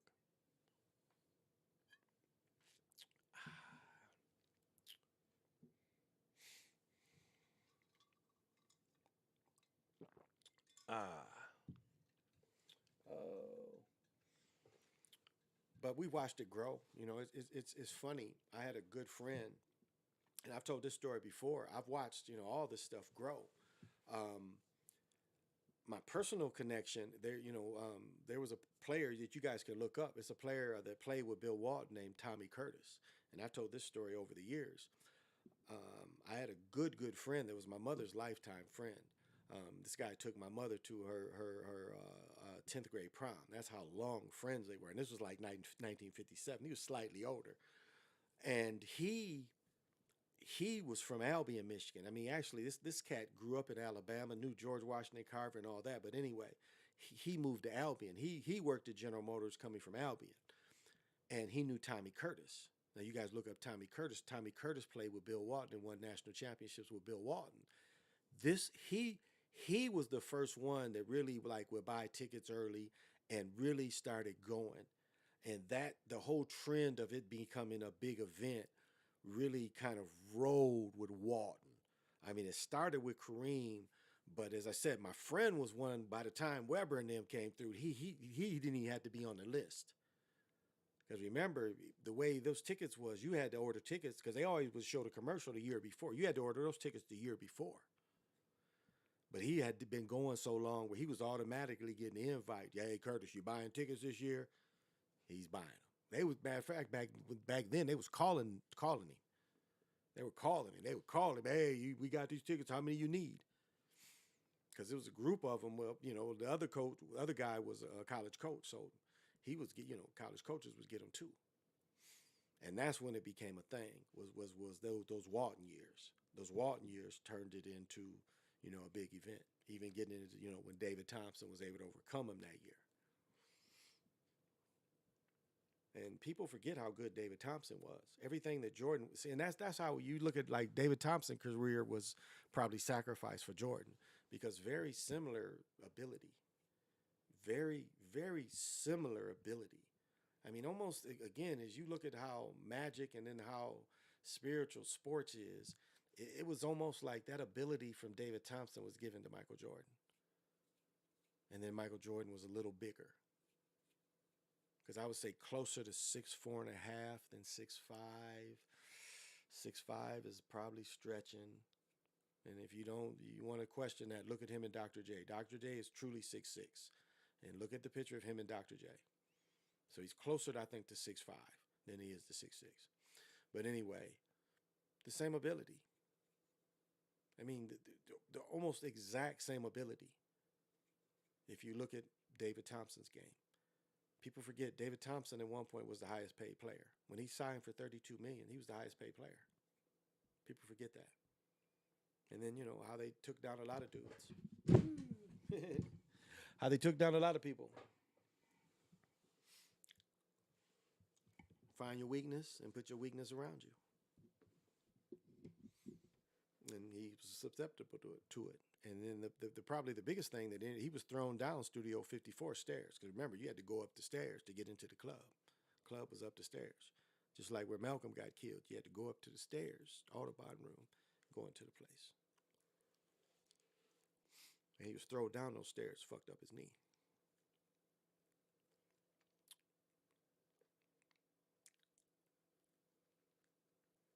And then you even look at, how did they transfer the Jordan energy to Kobe?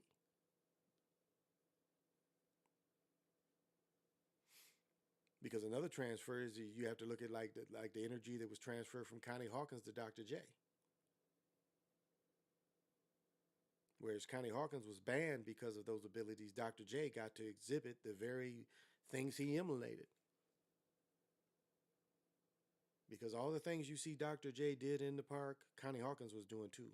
When it was Rutgers Park, Connie Hawkins was still doing the same stuff. They was just excited to see Connie Hawkins there, but you notice them pictures ain't there, is it? It's just Dr. J. That's why when Dr. J was first at the Rutgers, they was calling him Little Hawk because he was playing like Connie Hawkins. He tells the story where he was calling all his names. They calling you them names because you was playing like Connie Hawkins.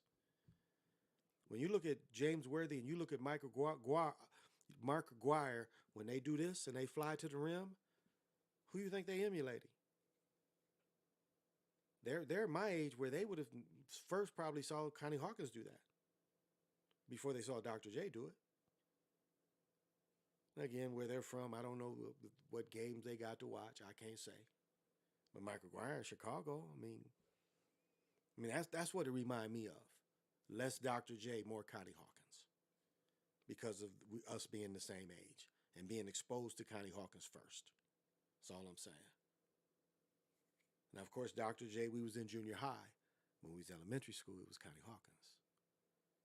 68, it's Connie Hawkins.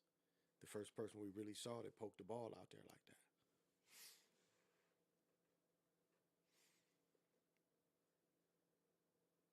But there's definitely, like when we even study LeBron, we look at LeBron and we compare LeBron to Nate Thurman. I mean, let's get into how Nate Thurman played. Nate Thurman went to San Francisco, the year or two when Wilt went out there? Maybe Nate Thurman was out there. Yeah, because Wilt beat Nate Thurman when he got his first championship. When Wilt was still with the Philadelphia Warriors, The Sixers beat the Warriors because the Warriors had moved to San Francisco and Nate Thurman played out there. And when Wilt beat Nate Thurman in that game, they had been out there only a couple years, I think. So Nate Thurman was 6'10 or 6'11, very versatile, very strong. Run up and down with Wilt, Kareem, Wes Unseld, Bill Russell. Very athletic center, nice touch from the free throw line. Long arms, probably 7 foot something, long arms. Very athletic and strong guy. Run up and down the court. And then we compared to LeBron. Is this the same phenotype? Just better skill, better trained. Is that what we look for? Is that what we see, though? Better skill, better trained Nate Thurman. When we give all these comparisons, but let's look at who really, Nate Thurman was.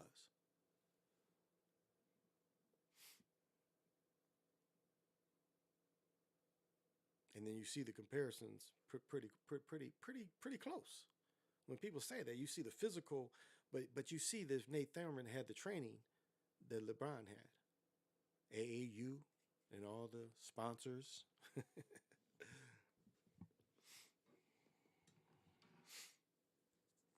And of course, it's hard to say, like when Kobe was playing in Europe and Shaq was playing in Europe. And people try to say MK Ultra people. Could be. I mean, what all were they trained? Why were, there's like a big why, and there's the cover story. Well, Kobe's dad was hooping over there because he got cut by the NBA because he was doing too much blow.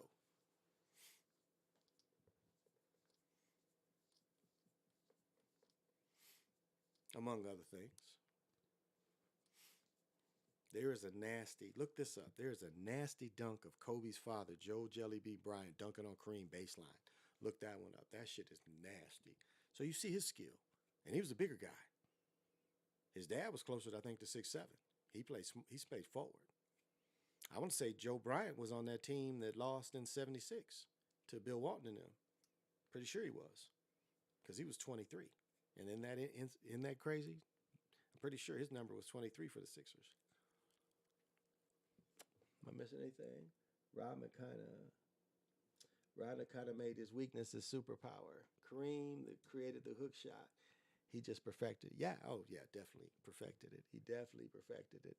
I'll say this with Rodman, and I've told this story before. We had a dude named Joe Binion, and Joe Binion was the truth.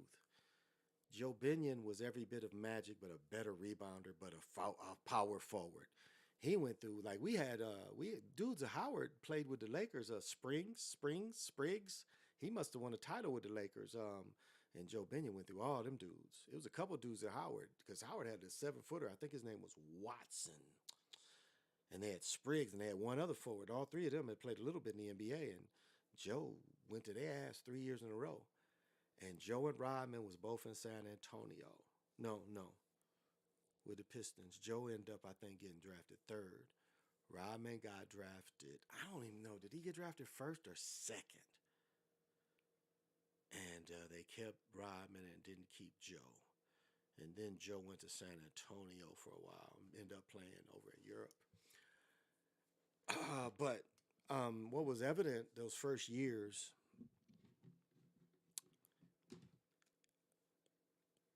he did not, it took him a while to become hip to even business. He was like, if you ever talk about a dude who was a country bumpkin, it was Rodman. Rodman really didn't know what was going on.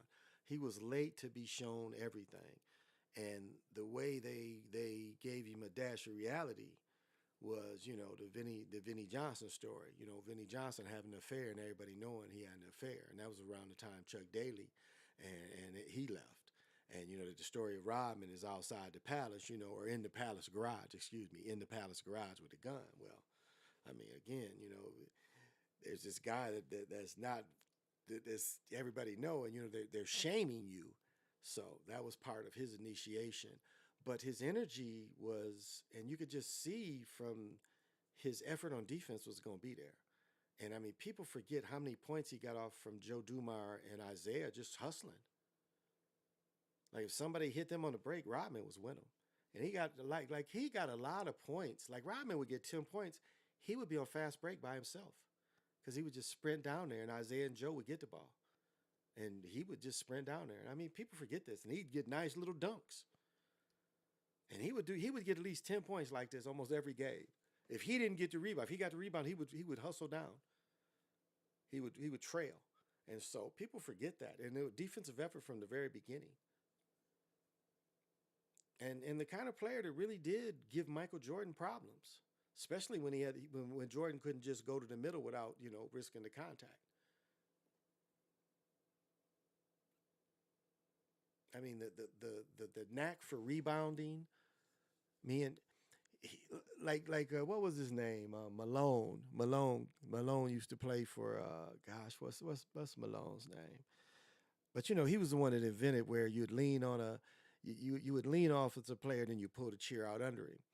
Rodman perfected that because Rodman could really, at his size, which may be 6'8", but he could guard anybody. Again, almost a 7 foot long arm span. I mean, really physically match up with anybody. Like physically put the weight on there to pull out the chair to play in front of you. I mean, he physically could give most bigs a problem. Yet in the early stage of his career, stand in front of Michael Jordan and say which way you gonna go. You go baseline, you know who gonna hit you. You go center, who gonna hit you. And he was the perfect for that. So, um, I've talked about this before, and I'm repeating myself for people to hear me. The thing that hurt Dennis Rodman was the same thing with Larry Bird. I mean, Larry Bird transferring from Indiana to Indiana State cost him dearly. I mean, back then they made you sit out a whole year, and it really cost Larry Bird. I mean, Larry Bird only had really 3 to 4 good years, just because he went in the league 24, maybe 25, and I think Rodman was very close to that. When Rodman was those years, the late 80s, he was, up there in age, 34, 35. By the time he was with Dallas, he was 37, 38. So um, he was even more mature player, but even a more mature player. But then again, we're seeing a person that really takes no moral responsibility, no financial responsibility, addict, and, destroyed himself for fame and fortune. Literally destroyed himself and sold whatever. People always say you sell your soul. Well, he looks like the kind of cat that like sold it one time, but was like, hey, you know what? I need to sell a little. Can I double sell it? That's what Dennis Rodman reminds me when you see him now. He looks like a person that went back and said, hey, I want to sell a little more of it. It sells the double soul. So that's what he reminds me of, and the energy he puts out there. Donald Trump claims he's going to arrest it on Tuesday for his hush money. Well, we'll see. He ain't gonna stay in jail. Why are they publicizing it? Why is he saying this? They ain't like they're gonna keep him in jail for that. So he's got the best attorneys in the world. So he ain't sweating that. You already see it's been a political attack, and I ain't saying yay or nay about it. I'm just saying you're already seeing the political attack when they bum rushed this place unnecessarily. They just bum rushed this place so unnecessarily.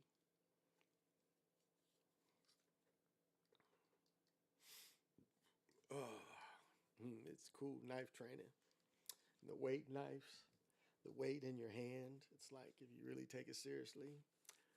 Like they always show, I was watching some Kung Fu master, but if you watch dudes that really can use a knife and you show their moves to people, and I remember Sly was saying, I know when I was a cop, it was called a 6 foot rule. I think Sly said called it a 3 foot rule, but it was like if it was a dude within 6 foot of us, he could stab us before we could shoot him. I mean, generally, and now it's like, and dudes that really like can operate knives and get close to you, they cut you, your ligaments in your legs. They hit that, they try to hit them, things that'll make you bleed out. Like even assassins with knives, that's what they try to hit. They try to hit things, not just neck arteries. There's other arteries you got, but especially your legs. You look at like dudes that you do knife training, what you're trying to do. Because when you're like, and then when you come back, like you hit, and then you follow where you hit before you change directions. It's kind of interesting kind of training that you never know. You never know what you'll need till you need it. So I don't know, Lorenzo, and I don't really give a fuck. It's like, what does Trump going to jail mean to me? It ain't like he gonna go to jail and stay in jail. So it's just trying to get some emotion for people. And the key is you don't have to be emotional about that. That's something that is you don't have to be emotional about at all. So fuck Trump, fuck Biden. We'll see what it comes to when they both run. Um, it doesn't seem to change a whole lot either way. What did the Temptations say in the song? Vote for me and I'll set you free. We were getting commercials of some. I think it's Wisconsin or Iowa got Supreme Court race coming up. We're getting commercials of people, and I'm like, who the hell is this? And I looked the dude up, and it ain't even a commercial out of this state. It's like, what the hell is they showing this shit for? Man. When Sean Kemp got arrested, that drive-by shooting, I thought at the time you told your Sean Kemp story. I know you sometimes about him running around the lake. Yeah. But you see, they took that away. They even took that story where they had to even rescind that story. But Sean, we met Sean at Eagle Lake. If you go to, I told the story before. As my family, we were kind of forced out by the Quakers and the Mennonites and Indiana people. We went into Michigan, and we went into Calhoun County, and the family went into what's called Pawpaw, and part of Pawpaw was a lake, and so a lot of the family, like my great aunt, had property out in the lake. And we would go out there in the Russell reunion. My great grandmother was a Russell, so we would have the Russell reunion out there, and it was just family out there. And then I had other people I knew, so it was a half court out there. And Sean was probably 15. I was shit. I had to be like in my 30s, so I was still playing. People waiting for me. They know we come out. More than likely I'm coming out there. So there's people waiting to play. So he didn't know me, and he was still shit at 15. He had to been 6'9" at 15. But 15 still. So we working on him, and we played like for a good while, and he lost one time, and he's like, okay guys, I'm gonna go run around the lake, and we thought nothing of it, and we kept playing, and sure enough, after we got done playing this motherfucker, and I mean this lake, you got to run down the highway for about a mile. To connect to the other part of the lake, so it's a nice little run, but and then it's funny. They said he went to some junior college, but the dude was playing. He was playing in the winter leagues. He was playing in the winter leagues down in Elkhart because he went to Kentucky. Sean went to Kentucky, and you can look this up. It's out there. But he went to Kentucky with Sutton. They went with Coach Sutton, and Coach Sutton's son was on the team, and they kicked him off the team because they said he stole Sean Sutton's chain. So that's why he ended up going into the NBA when he went into the NBA. So yeah, everybody knew about him. Shit, he was what was he 6'10", 6'11" by the time he went in the league? Big guy. But he talked like this. He was another side talker. Jalen Rose used to talk like that too. But so did Sean Kemp. Sean Kemp was young. He used to talk like this. So Jalen Rose was bad like that. You watch him old Jalen talk like that. And not just to, you turn the side of your mouth to kind of whisper to somebody. They just naturally talk like that. So Jalen Rose has improved a lot. But yeah, Sean. Yeah. Ran into a lot of hoopers. Devin Ham, Devin. Devin was another dude. Ran into him when he was AAU. Yeah, he played out of, I'm trying to think of what high school Devin went to. Can't think of it right now, but watched him play in high school too. Watched him at AAU. Was running into him when I was reffing AAU. So yeah, I knew Devin Ham too. Chris Webber, of course. Smitty played at Michigan State. So many players. Greg Kelser, Jay Vincent, Sam. I mean, it's just so many players I grew up around, and just over the years, as the years went by, it's just my interest in basketball. I just when I lived in Michigan, it was never not an interest in basketball. I always went to the games. So I said to myself, damn, Big P said Sean Kemp was a street cat. Oh, yeah. Yeah, he had a little bit of that. He's from Elkhart, Indiana. Elkhart, Indiana, like borders Michigan, so it's a lot of like wannabe gangsters in that little area. And and Indiana is very, very racist. Southern Indiana is on damn near Kentucky, and Southern Indiana is like at one time that area was is like considered Southern in the South. Like Southern Indiana was really racist. Indiana as a whole state at one time was really racist state too. So, uh, but yeah, brothers knew about Sean. He was down there tearing it up. And then they so easily want to pour poison on you. They said he did a drive-by shooting, and then it comes out that it was nothing of that. You know, when the facts come out, it was nothing that he was involved in no drive-by shooting at all. So that just shows you how they want to push out bullshit. They do. So yeah, but it's a lot of dudes. That's one of the things you hear guys saying. And, like even Magic. The Nike deal he turned down. His father worked at General Motors, but they had a big family. I think he comes from a family of 10 or 11. And at General Motors, even though his dad may have been making $10, $11 an hour, I think his dad worked at General Motors and his dad worked for the city garbage department, whatever that's called, sanitation. So he did both. So to feed 10 children, I mean, that was hard on families. I looked at my uncle, my stepfather's brother. He had 7, 8 children, 10 at one time. Then he left that woman.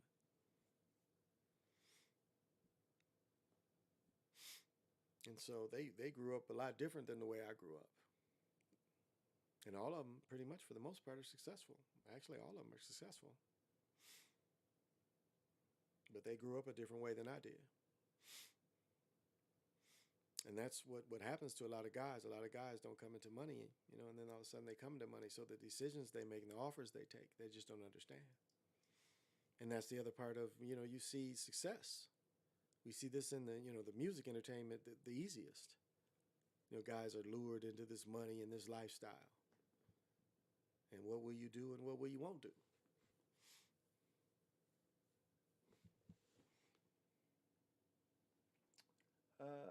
I applaud him for defending himself. But once he tracked down the people that stole out his ride, he should have called the law instead of taking matters into his own hands. Well, yeah. You know, we are talking about a colored person, and sometimes darkies just can't control themselves. You know how that goes. So, so you know how that goes. You know how that goes. So, but it seems like it's not as built up as what they wanted. Like he was, America's most wanted. Like it doesn't appear that it was that. Doesn't appear like it was that at all. So, but that's the negative publicity they want to put on any melanated person. It's just so much negative, and how much positive is applauded. Because it's funny how it's like the young man that played at Alabama, how that was applauded. And usually, we get put down for that type of behavior. I mean, think of the differences in what the Miller guy did in Alabama and what Ja Moran is going through. Look at those comparisons. You got one dude that actually physically, with no intention, but delivered a weapon that could murder. And then you have a person that's not even seen brandishing in a film, but not brandishing towards anyone, nor did he transport it. Now you look at both those degrees, both degrees of an event, and what is the hottest degree? You have one that he was really criminally kind of looked at. The other was like they completely said it right off, nothing. The other guy is like it took him a minute. And even I still even question could there be, but again, it does not seem like he had any intent and any real knowledge other than it was left in his car. No fingerprints from what I found out. And, he's like, dude got it back out of his car. It was in some papers, some shit, and he gave it back to him. And that was his end of his involvement. So I think, but as far as degrees of things, you look at the two, it seems like he didn't get anything. Now, can they win it? I don't know. Can they win it? I don't know. I don't know. But you understand the hypocrisy of the two events. As I said, it's better to get shamed than to get killed. So shaming is something that you could bounce back from. Hell, they let Tricky Dick, come back. They shamed the shit out of Richard Nixon, who really opened up China, and really is the one that made China what it is today, as far as exporting the things. Because I've said many times, as I grew up, things came from Japan. Because that's who they built up after World War II. They built up, the U.S., everything we were bringing in, what's considered junk came from Japan. Radios, transistor radios, and things like that. But the things that would be at the Fireman Dimes, or even when later they called them quarter stores, that stuff came from Japan. Nixon was the one that went over there. And so then before Nixon died, after, that Watergate shit died down, he's back doing interviews and shit. People's buying his books, watching his TV program, watching his specials. Short memory, huh? Short memory of a gangster president. Like that was the only one. Bunch of gangster presidents. Probably the most gangster president was probably Bush. He was probably the most gangster of all the presidents. Because, now, Bush talks about Nixon, how he says, he was played, because I think Bush was the CIA director at the time. And like he was played by Nixon too.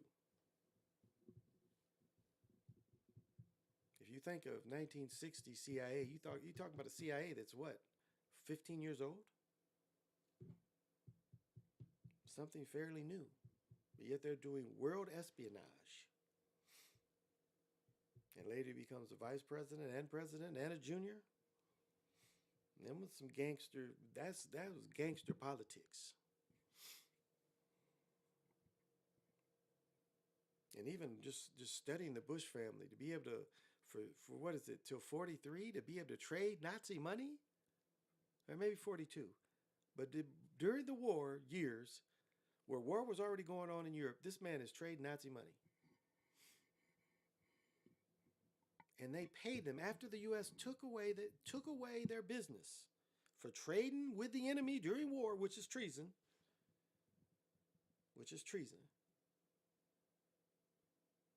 They gave him and his father-in-law like $3 million each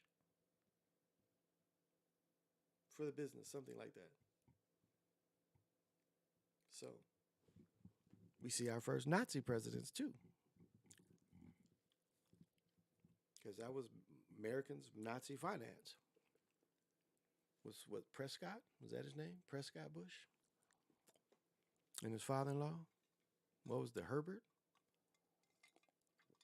No, I think it's the Walker name. The Walker name. I think it's the Walker name was the other dude. They paid him. And that started their dynasty. Then Junior, of course, goes into World War II, flies. Probably his initial training into OSS, because that's what they was called. You get into Bill Donovan that was in the OSS that the CIA turned into. The OSS was the operating arm during World War II. And later that OSS became the CIA.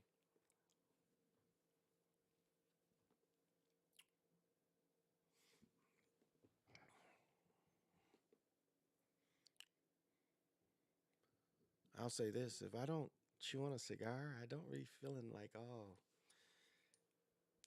don't be feeling like that. But nicotine definitely has a kind of. So I guess that's why people smoke, to get that woo. I don't know. I don't know if that would be my goal, to just feel that kind of what the nicotine gives you. I don't know if that would be enough. And then they have to feed it have to feed it so much. Maybe I don't get enough sucking off them. I don't know. I've tried chewing tobacco back in the 80s. I used to try the little dip things. The chewing tobacco is like, it lights your whole head on fire.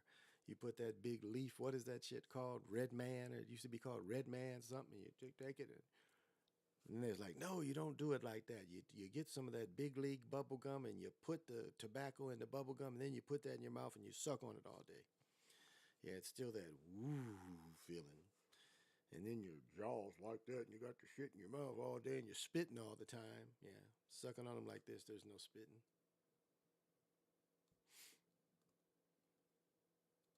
So, I don't know. That's what I like to do. Oh, okay. I'm going to roll for a little while. I feel very talkative, so I'll just keep rolling as it goes, as it comes in, as the feeling comes in, as the spirit comes in, and divinely.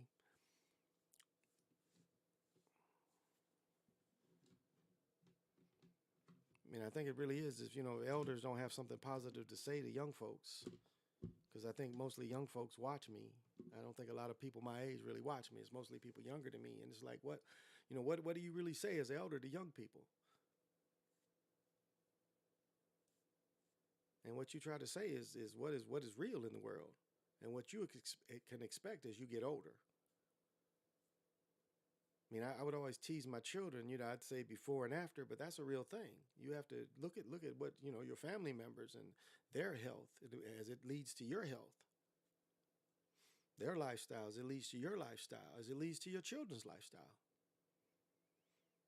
And I'm gonna say, all you parents, there's nothing we can do about these. There's nothing we can do about these. I've got a PlayStation, no, Xbox, whatever, the white Xbox. I got one of them right there in the bag. Right there in the bag. It's one of them, whatever the white Xbox is. So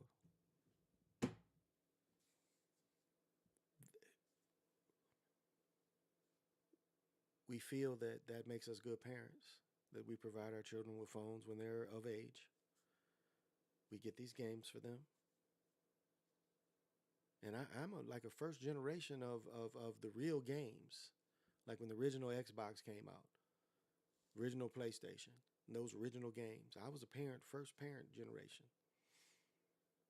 I think my son that's going to be 28 next month, I think he had at 5 years old, he had the original Xbox.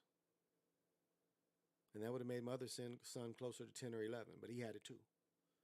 The one that had the turtle, you'd get up top and you'd had to fight the turtle. You had to fight the big monster, whatever the monster was. But you could get on the turtle could go real fast, and then you got up to fight the whatever that shit was.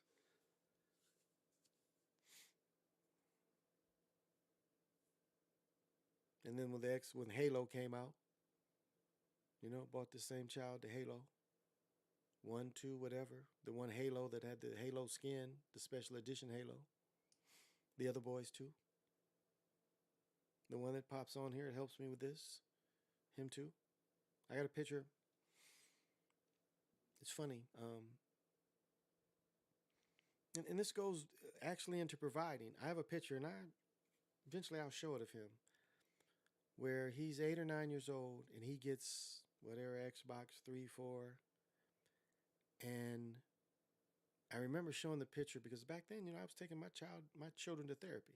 The stuff dealing with their mom, especially him. A young man, he had to, young boy, he had to go to therapy. Both my boys, and the therapist was surprised because he would go and talk to her and just be sullen, wouldn't smile, no emotion. In this picture, he's fully busted out, smiling, everything. And now he's, he built this computer I use, so that's positive. So sometimes our children knowing this tech can help us because it can help expand their careers as well. Just like my daughter, I share my daughter. When she's here, she's in her room. When she's home with her mom, she's in her room. That's just what children did. And I was the first generation where I had a TV in my room in junior high that had cable. I had cable TV in my room in junior high.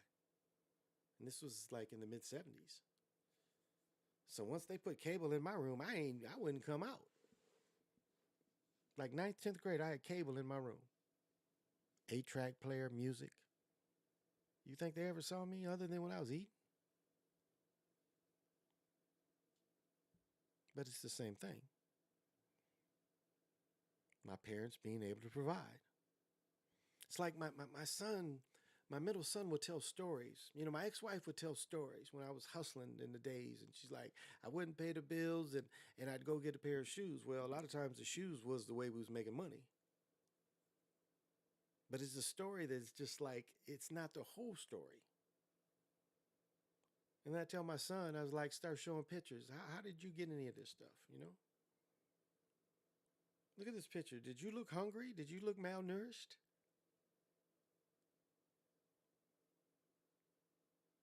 And so, you know, you have to look back and say, well, I couldn't have been too bad because every picture progressing, you're wearing new stuff.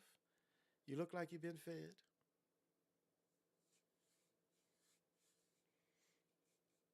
And I'm just saying that to just look at you as you've been a parent or even helping out a relative, however you relate to other people, younger people. But I guess, you know, reaching out to parents too. The tech is here, you know, this type of magic is here. So we have to, we can't beat ourselves up for providing it. Nor that can we beat ourselves up to as being addicted to it either. Like I've never had TikTok, but I do the shorts, and that's some addictive shit. You know, for an ADD person, TikTok has got to be some great shit for a person with ADD. That you can constantly change, you know, the stimulus. Like the stimulus is only going like on a minute or so, and you can constantly change it. That is built for a person with ADD, ADHD. That's built for them. Where you constantly, you know, changing the stimulation.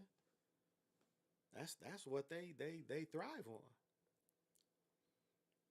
I mean, seriously, it make you sit there and be duh, like duh, duh, duh. I mean, it'd be like a minute, but you'd be like duh, duh. I mean, it really does. It has you. It has you. It is that addicting. Like, well, damn, this nigga funny for 2 minutes. Damn, jail was like that. Then you know every third or fourth one is Charleston White, and he's got so many different funny angles.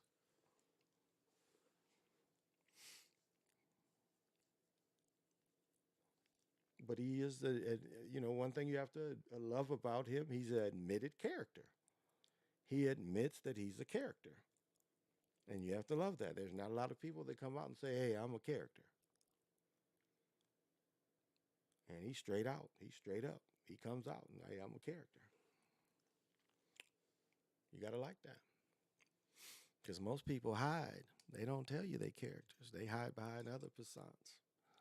Facades. They hide behind other things. What that song say? Yes, I am the great pretender. A lot of pretenders out there.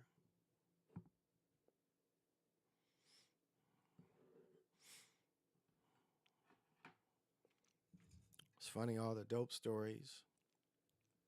It's interesting. The dope stories and these cats that went to prison for dope. It's just interesting stories. And I watched it. I watched a generation fall by the ways. I watched dudes that was just minor hustlers get fed time. You know, motherfuckers get carried away. And it was amazing. And it was a tightrope you had to walk through. I mean, it really was. It was about timing, everything. And the bad luck that people would have that would get them hemmed up, the bad judgment they would have. As I said the other night, I can't tell you how many stories of dudes I could tell you that would meet with agents in hotel rooms.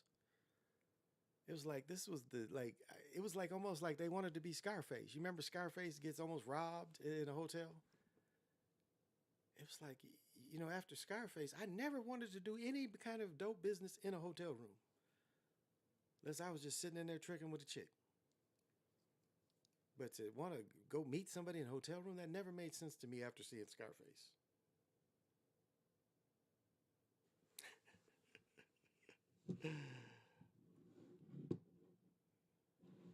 And so I don't know, guys. Sometime and some of this stuff is just interesting. It's so interesting now that everyone has 8 million stories.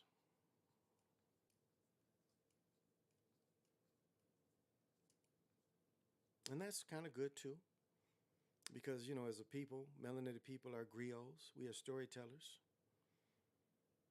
And so that's the good thing about it. We are storytellers, and we are oral storytellers. And this is one thing that is YouTube and other platforms give way to, is the oral storyteller. Well, you don't necessarily have to be funny or have a gimmick. You have to just have stories.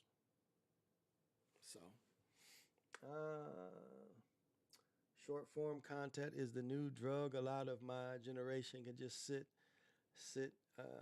Oh yeah, yeah. As I've said, I looked at my boys, and both of them dudes got ADHD, ADD,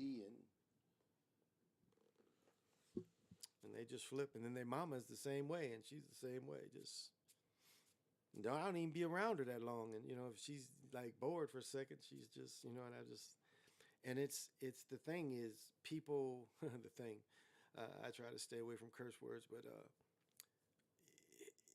people get lost, and I hear this story a lot now, and if people can relate to this, but what we have is, I'll say this: people, right now today, people make a lot of money. I mean, people really do make a lot of money. Um, it is very common in this day of age. The average salary is about $100,000. And so the people that make $300,000 to $600,000, that are roughly making 20 to 50,000 a month, there's a lot of pressure in these positions. And when these people don't work, they want to they don't want to think about anything.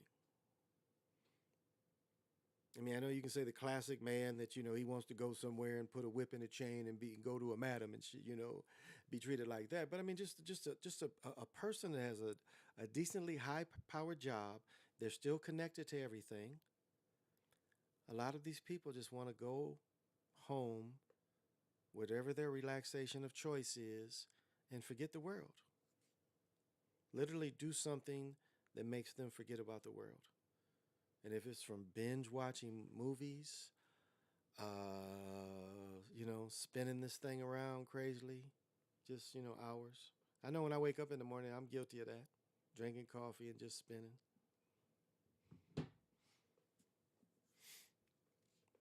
But it can't make us, you can't be so. So I understand. I understand that for, 8 to 10 hours a day, you're grinding and you just want to unwind and not think about things.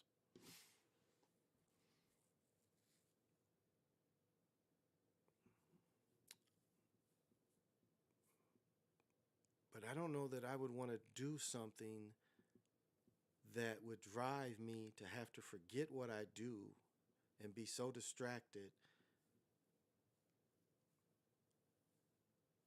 that I would have to be distracted to forget about it and all the pressure that goes into it. I don't know if I would want to do that. I don't know if I would let something take me over that much.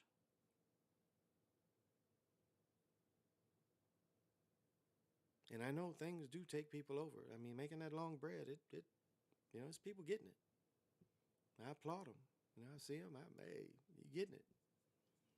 I know people getting it. Most of my friends get it. Most of my friends really do. I have very few friends. Like my best friend, I'm gonna have my best friend on. I mean, you look at us and you'd never think, we'd be best friends for going on 15 years. We're my best friend for 15 years. We've watched our children grow. Yeah, because his son's just turned 17. We've been friends. When I met him, his son just turned 2. And if you see what he does compared to what I do and who I am, and we don't agree on everything, but there's nothing I wouldn't do for him. He's going to be my best man, no doubt.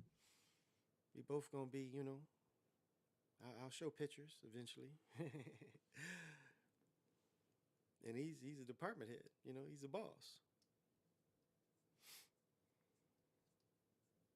And I would say very intelligent brother, very intelligent, a thinker. And he hears what I say. You know, doesn't quite go to what everything he does, but he hears what I say. I mean, he considers it. And we've never had an argument or anything.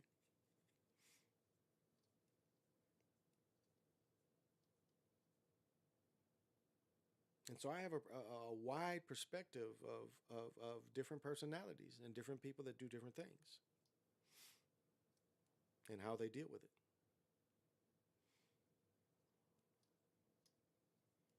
And that has to be considered. And where do you fall into this pattern? Because is there anything that makes you, think beyond yourself?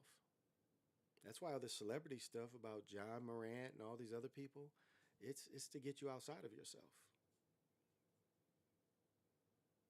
It's to make you think about everything but you and your journey and how you take care of yourself and how you perceive things and your influence and your impact on your environment. Because that's everything in this earth. Everything has an impact on its environment. And the story of dope to, melanated neighborhoods and the destruction, but that's over. Now, what are you as an individual? What do you do bring to where your environment is and how you are?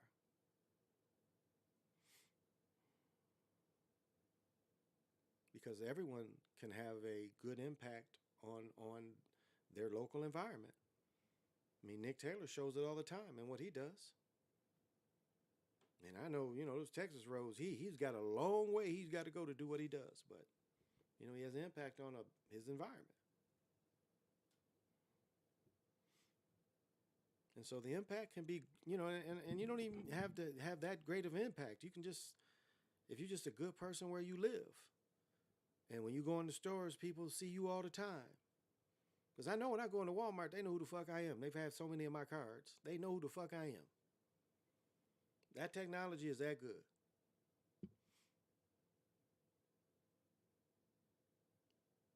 And that's the relationship you should have overall with everything. The stores, people seeing you. If you still have children, be involved in the schools. And it's not just sports. I mean, whatever your child's interest is, back it. Back it.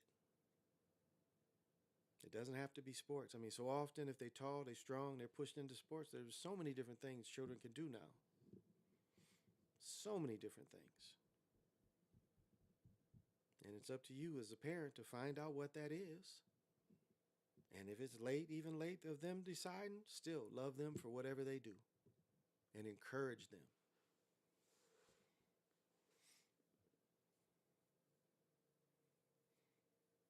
And it's funny, and I'll say a little bit of this personal, just looking through my nephew and his dad. And his dad, in some ways, living some of his, his dreams through his son and the frustration through the season. And then seeing, after winning the sectional championship and seeing the two of them coming in that hug, that embrace. Because there were times in the season you'd never think you'd see this kind of thing. It seemed so rocky and uncertain. But see, people become very short-sighted. Because when you work within a group, everything ain't going to come together very quickly. It takes a while for things to come together. And that's what experience can give you. You know that if you're patient and keep doing what you're doing, that it can work out because what you're doing is the right thing.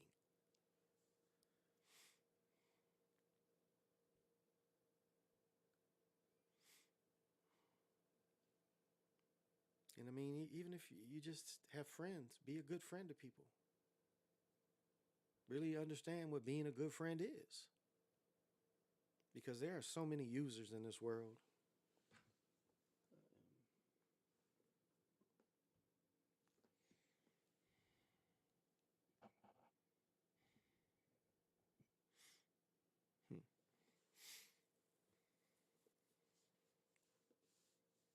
and not just, use people, use people. Because that's what we have a world of a lot of times. Is people are your friends when it's convenient for them.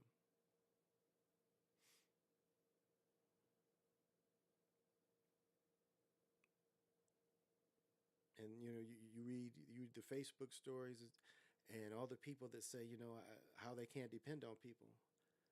And like they'll say, this is the last time I'm ever going to reach out and try to help people because when I need to be helped, no one's here to help me. I mean, how many of you heard that or felt that way? But even in that instance, you can't make people change the way you are. Because when you do things, you don't do things for an outcome. You do things because that's naturally how you are. That's why you do certain things because that's naturally how you are. You do things for people. You're a doer, not just a giver and be used, but I'm saying you do things for people. And as you get older, you see through the users, and you see, you can almost block users. You don't even have to deal with them, and that can be a spouse, family member, because at some certain point you have to say, hey, if this isn't a real relationship and it ain't a 50-50 respectable relationship, what is it?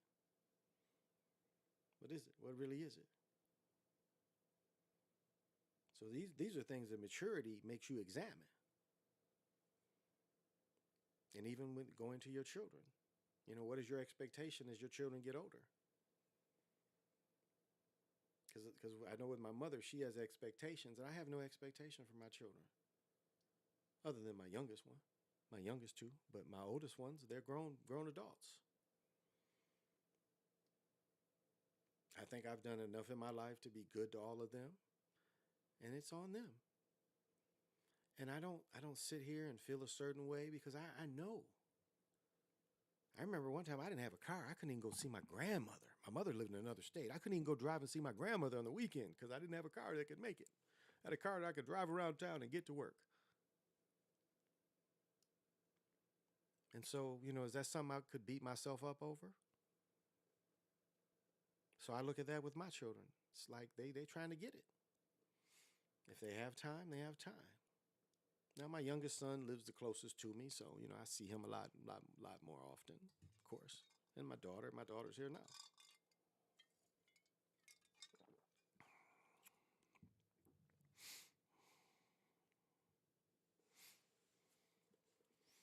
And I don't get along with these people all the time. It's nothing like that. But I just try to be the best me I can be. And I think that's all anyone can ask. Is you just be the best you can be. Find your purpose. Doesn't matter if spiritual or not, whatever your purpose is, and live your purpose.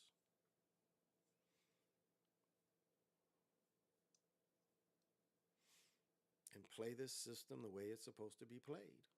Mentally, financially, it is there for everyone to play it.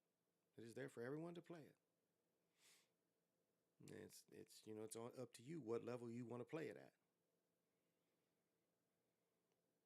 And the way you go about playing this system and being involved in it, as long as you can be involved in it.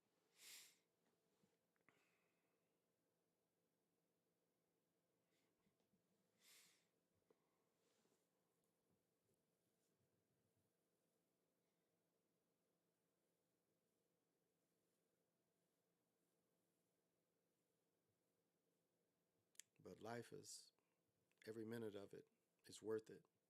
Every minute of it is great when you understand that there's nothing like the moment is really all you have. And if you look at it like that, like even if you're listening to me, if you're watching me, it's like this moment is the greatest moment because it is the moment we have right now. And there's nothing better than that. And it's no future thought, no past thought. The moment as we are moving through space time is the most important moment right now in Every conscious moment you have, that is the most important thing, is that moment. What's going on right now. And if you are okay right now, then you are really okay. But you have to enjoy, you have to feel what's going on right now. And you have to grasp it. That's why they give you this false premise that, when you die, your whole life flashes, which is nothing but the Cosmic Records. But what they're trying to tell you is you have to appreciate the now.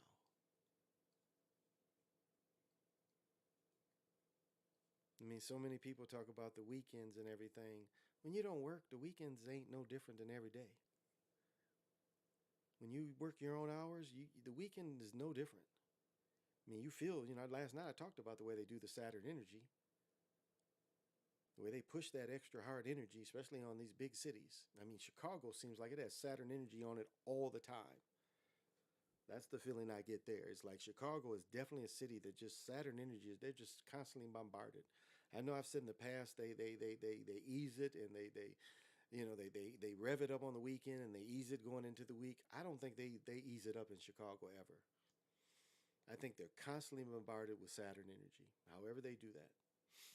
And I think even Detroit at times, it's a little different energy in Detroit, but definitely Chicago is under that kind of pressure all the time. And it's like you hear of all these murders and stuff. Let me tell you another story about Chicago. I have a friend that did. I have a friend that I went to high school with. I've known this girl since, I'll say fifth grade. She lives in Chicago. She's been living there for the past 50 years, I think. No, I'd say 40. Past 40 years. 35, let's say. She is a cabaret singer, a piano singer, if you know what that is. And she does this all around Chicago. And she's done this for basically the past 35 years, 40 years. She's not affected by any of the violence in Chicago whatsoever. The life she's lived these past 30 plus years has been beautiful in Chicago. You ask her about all this violence, it's almost like that's on another planet from her reality in Chicago. So you see, it ain't just that violence that's there all the time. I mean, yes, there's a pressure there, but it's how you handle that pressure.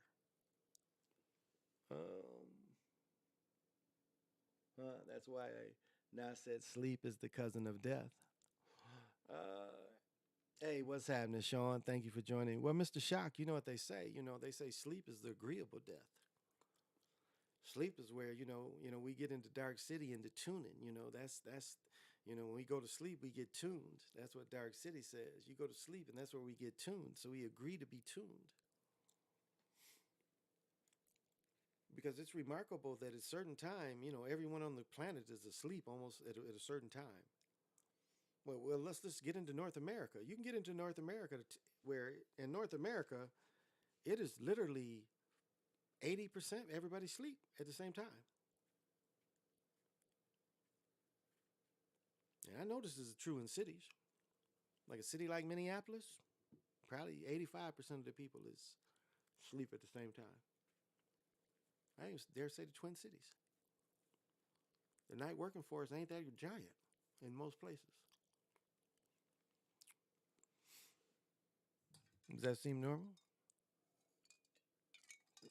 That everybody would just shut down at the same time around the world. You can almost say some instances. Does that seem normal, like a real reality? Where everybody from the time you were little, you have to go to sleep and recharge. And when you see these movies, again, Dark City is a great example of that. It's like, what happens in the dreams we have. Lack of sleep, too much sleep, not enough sleep.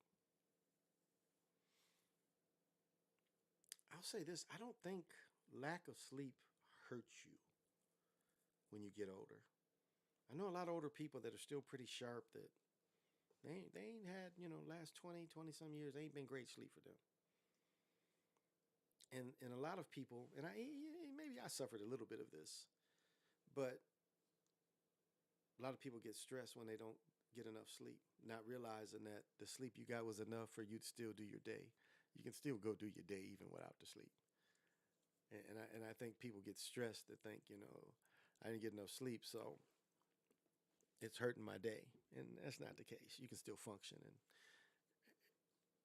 so I'm kind of twisted, a little twisted on that a little bit because I can look at examples of both of people that kind of got run down because they didn't get enough sleep. I have seen that instance as well. So it's kind of, but I don't know. I don't know. I know I can kind of. I've always been able to operate on very little sleep. Like I've never hit the snooze alarm or none of that. I'm actually the kind of person that really, once the alarm goes off, I get up. No matter what has happened the night before, no matter how much, how little, how great. If it's time to get up, I get up and get up. I don't just sit there like, that's hard for me to understand. Like, what the point is the alarm? If you're just going to keep hitting the snooze alarm, why don't you just set it for 10 minutes later? So I look at sleep as it comes. I don't look at it as a battle. But it makes you wonder about the reality that we all have to do that. Even the animals. I mean, even the animals. Some point rest. I don't know how fish sleep, but fish do sleep. I mean, if you ever had fish in the tank, you can see when they sleep, they just be in the middle floating and shit.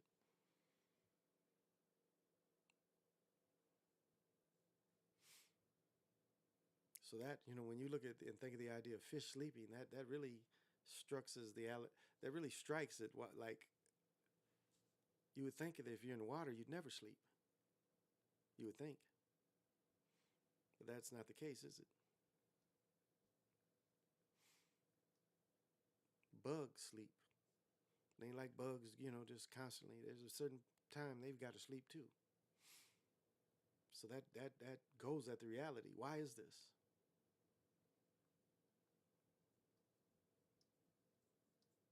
It makes you wonder about the reality. You wouldn't think like when you see something so uniform, it can't be real. And then we look at the trees, and the trees only go to sleep when it gets cold. That's their way of dealing with it. So most of the time, they're alert all the time. The only time the trees aren't alert is when it gets cold. But if it's habitable, they're alert all the time. I don't think a tree goes to sleep.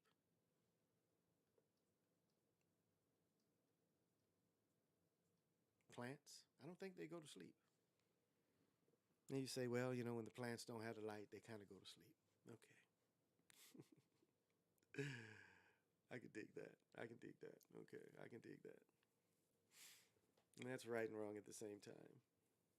But that's just reality. It is and it isn't at the same time. And that goes back into, when we get into these realities and doing events that can reverberate back in time.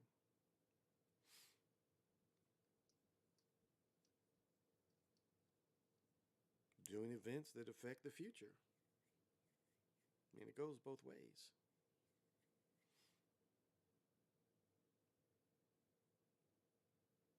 And that's quite a concept. Heading off some kind of future curse. If you've had a vision, and what can you do to head off that future curse? What can you set up? What can you activate now? Who can you activate now that might have to counter that then? These are great possibilities. See, people don't think about thinking about their future ancestors. Thinking about saying love to them. Because no matter who you are,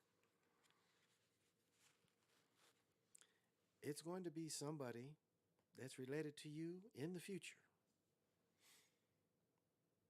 Everybody alive is going to be somebody in the future related to you, however this reality is.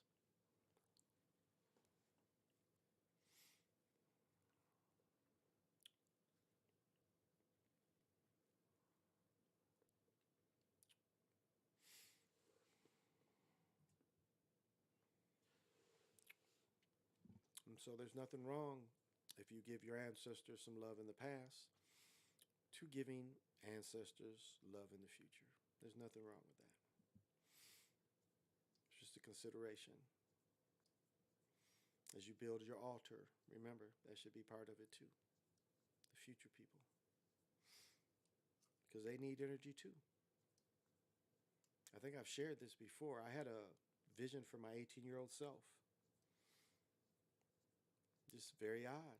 My 18-year-old self came to me. And so and I've been trying to dissect this for the last probably 2 months. Like what happened there that would make, this 18-year-old person that wasn't near spiritual and understanding, but yet there was something that catapulted him to this consciousness of mine. And I've been having to go back to try to see, what has changed. And why, what is the message from this, and what would make this, what would activate this.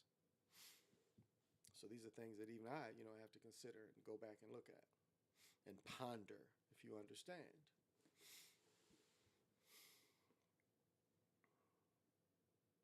And if you guys give me a brief moment, I am going to use the bathroom again, stand up for a few minutes while you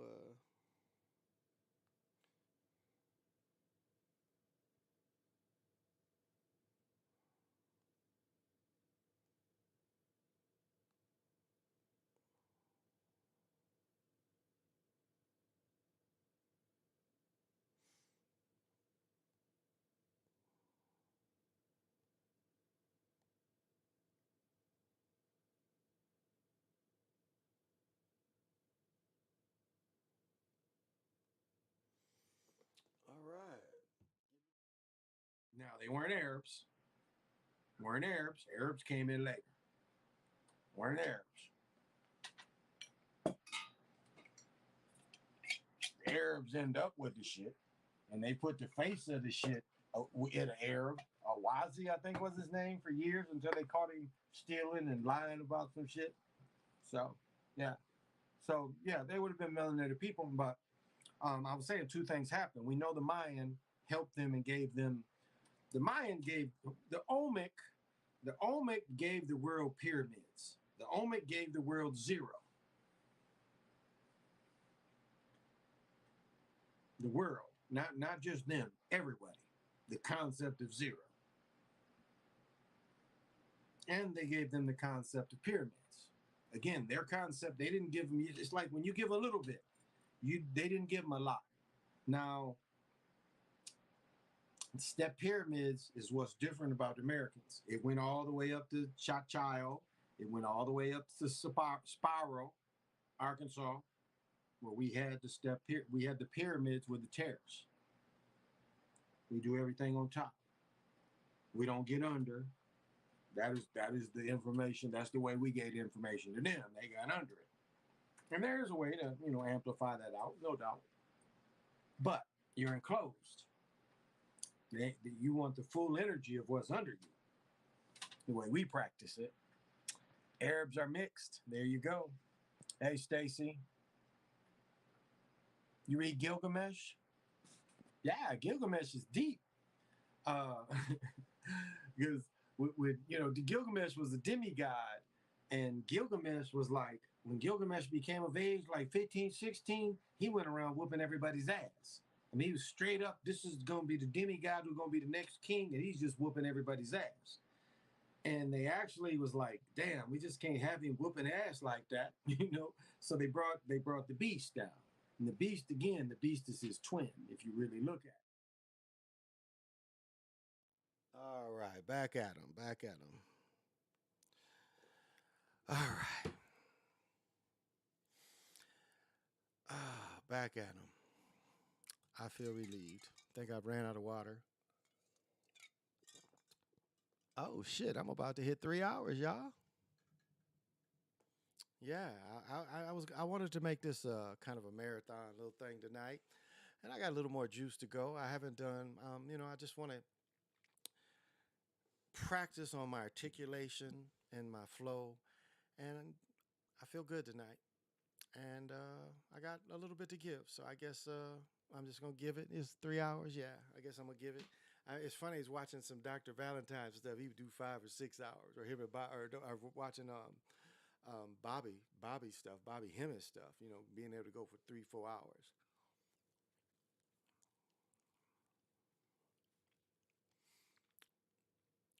And you know this for me comes more from the heart than a kind of gimmick, because some of these people use some of these skills and these attractions and these charismas, as a gimmick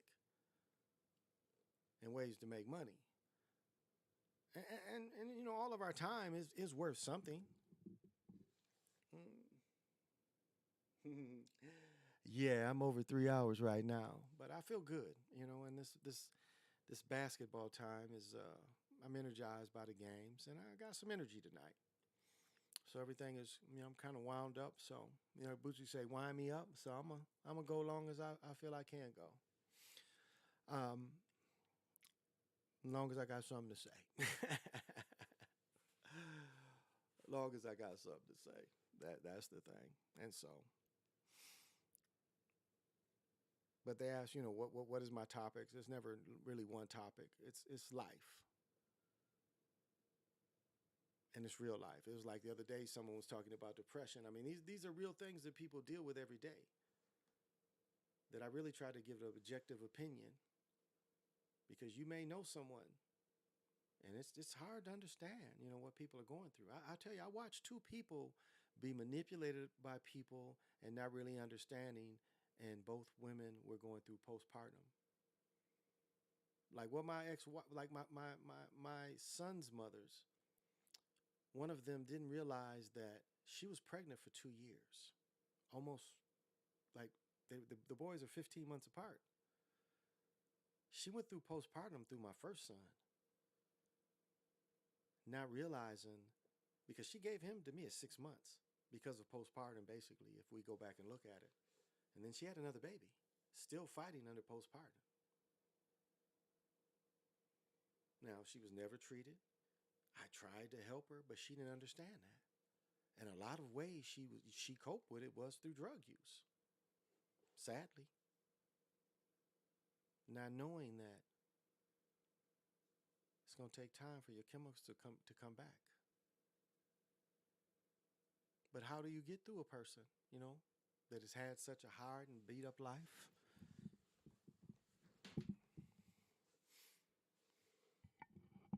When all those hormones are so out of whack, how do you get through a person like that? I couldn't. I couldn't. Even though I told her what was going on with her. And I just say that is, that's just one example of how a person can be in depression and not even know it. And the people that teeter, it's almost like they say in trouble, easy to get into, hard to get out of. Well, depression a lot of times can be the same way.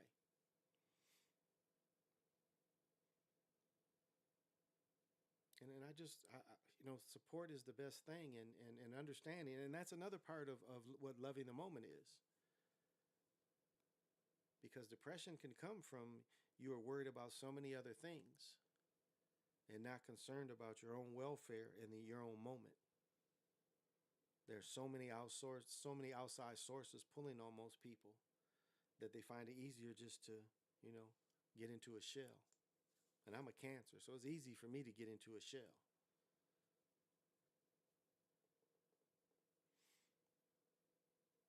And you think people aren't professional actors? They're people that go through life, been depressed for years, but can act. Like we used to have a thing called functional illiterates. We come across people that really couldn't read or write, but they could function in society. Well, you have the same thing. You have functional people that are functionally depressed, but they can still function to a certain degree.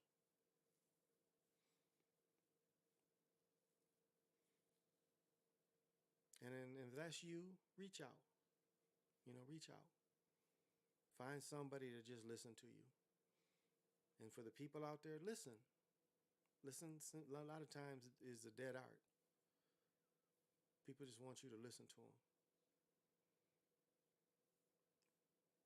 I would work with people, and if we were eating or having a break together, and I would sit and I could tell like it's like nobody listens to this person.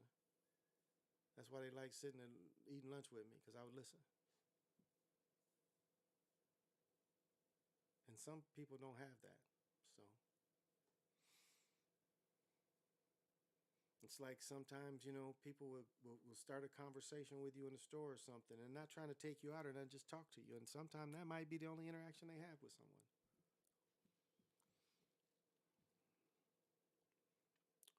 And I tell you, I talked about getting my humanity back. It's really like getting into a sad world where you don't want to walk around smiling most of the time. Because when you look like that, for some reason, it makes people think you're vulnerable if you walk around smiling. And I mean, men, most men know. I know that any men, and you walk around other men, how often do you smile? I mean, unless you know them, but I mean, if you don't know them, how often do you just, grinning and shit around men? Men you don't know. No, older dudes, you don't walk around younger dudes grinning and shit.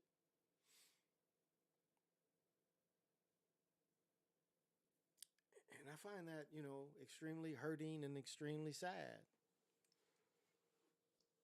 that you can't walk around and be a light to people.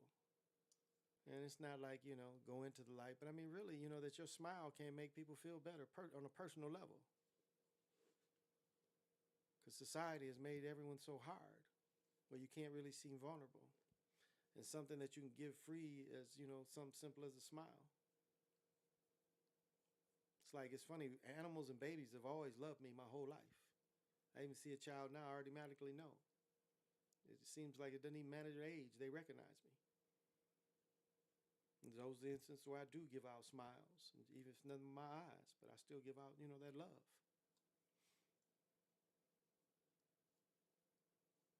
It's like what do you when you pass a car and you see the car broke down? Do you give any energy to that? Do you hope that people are safe?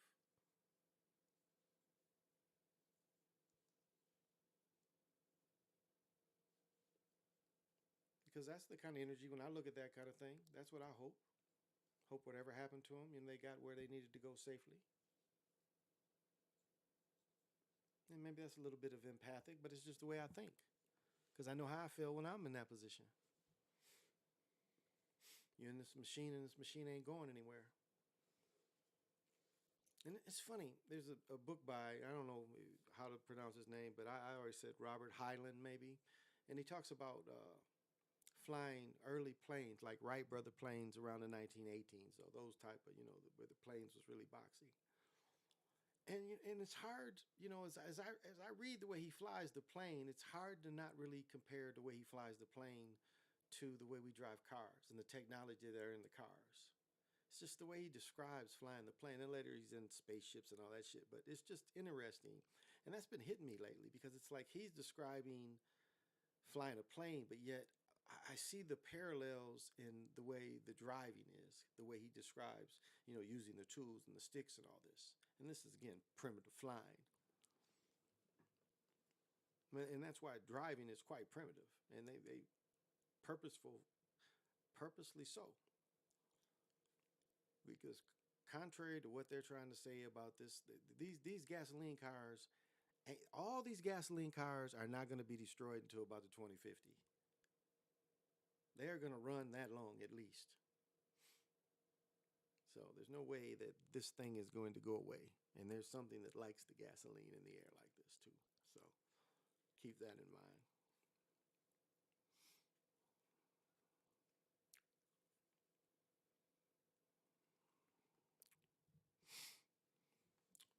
And that's where we have to be. We have to be patient as this thing is. We have to learn that patience. And I guess that's maturity. As I've said, no spiritual practice comes if you don't practice all the time. And that's everything. You have to be consistent in whatever you do. Consistent as being a friend, consistent as being a parent. That's the best kind of parent, is a consistent parent. My daughter says, "Hey, Dad, I'm getting off at this time." She know. I'm gonna probably be one of the first ones out there. When she walk out, she know. And that's how, you want the people that depend on you, they know. And some of you are like that with your employment or your occupation, your business. And that's how it should be. Because it's a great thing when you can serve your purpose.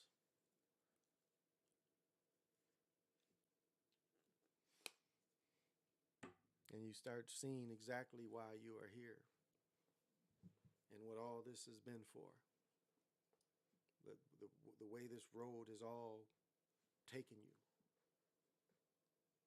As you get older, it should become clearer and clearer. And then you start doing that, whatever it is. So remember, you can do many things. So if your purpose is just a small thing you do every day, you're still doing your purpose. Now, your purpose should, be everything you do eventually. But again, the patience.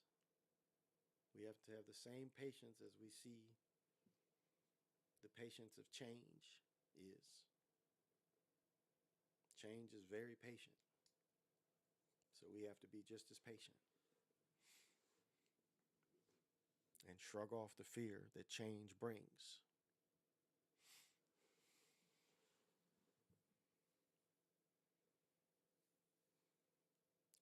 Shrug off the pain of things that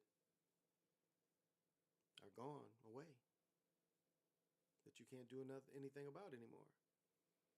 You have to put that where it belongs. Because some people try to carry that pain with them all the time, and that pain, can eat you up. Can eat you up inside. It's almost like certain things can chew away your soul, and you've let it in. So certain things you have to, what Jamie Foxx said, you got to blow that shit out.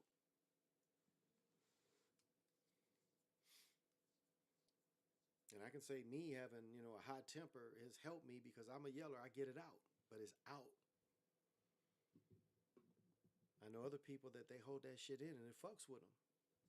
At least when I would yell at my family, it was out. Instead of holding it in and let it fester. And some people live their whole life of holding in their emotions. And yet their emotions is tearing them up inside.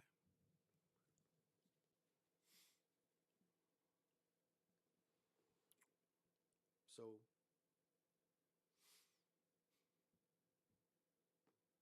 we have to be in control of our emotions. And we have to, feed our emotional, spiritual state. You have to feed all this. That's the practice. You put positive things around yourself.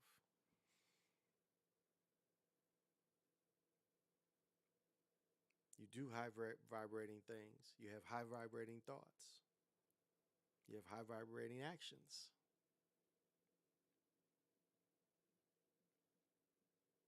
And that just makes your whole environment vibrate higher. I mean, everyone comes into this room, it doesn't take long to make the room vibrate very high. It's not hard to make the whole house actually vibrate the way you need it to vibrate. When they say this is your sanctuary, sanction, I mean, that's what it should be. And I've tuned this house perfectly. And this room is very well tuned.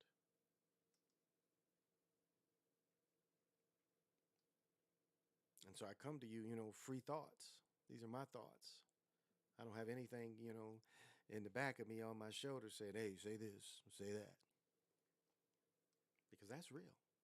Attachments will feed shit into your mind, and you'll say that shit. Especially in an argument or a disagreement. It'll be something that you'll say it, and you may feel it, but it'll be something you'll say it, and after you say it, you realize, like, damn, where did that come from?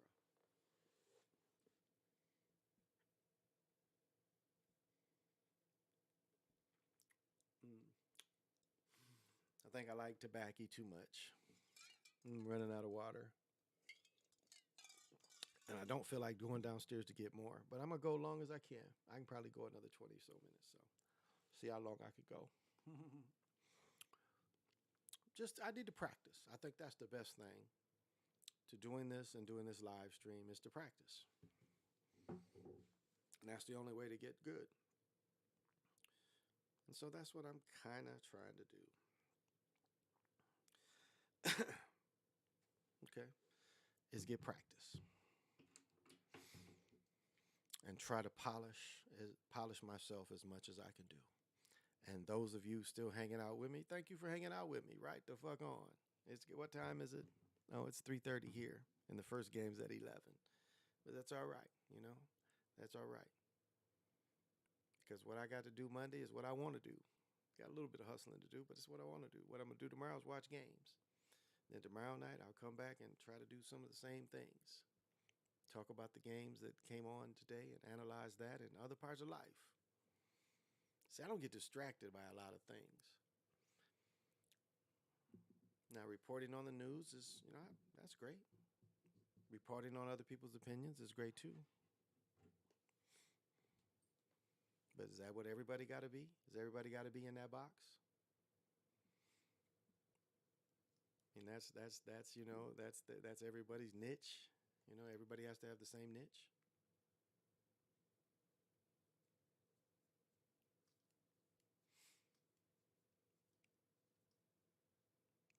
Just opinions. Just wondering. Because I find individuals that just talk about their own experiences and opinions. I find that very refreshing. Now, of course, there's a lot of times there's subject matter and analyzing. I understand that too.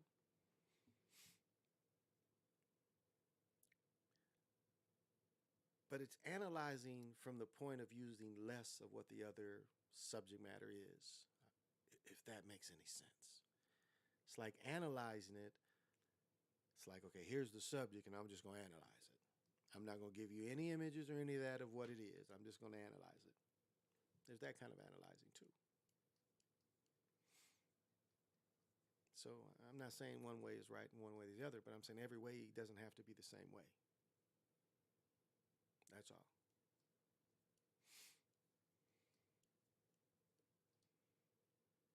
And there are some basic things I disagree with, but for the most part, I try to be positive. And I hope that everyone sees that I put a positive message out there. Man, y'all, it is cold. I'm hearing my furnace. It's 9 above 0. It's hard to believe it's going to get up to 38. The temperature's going to change 30 degrees tomorrow.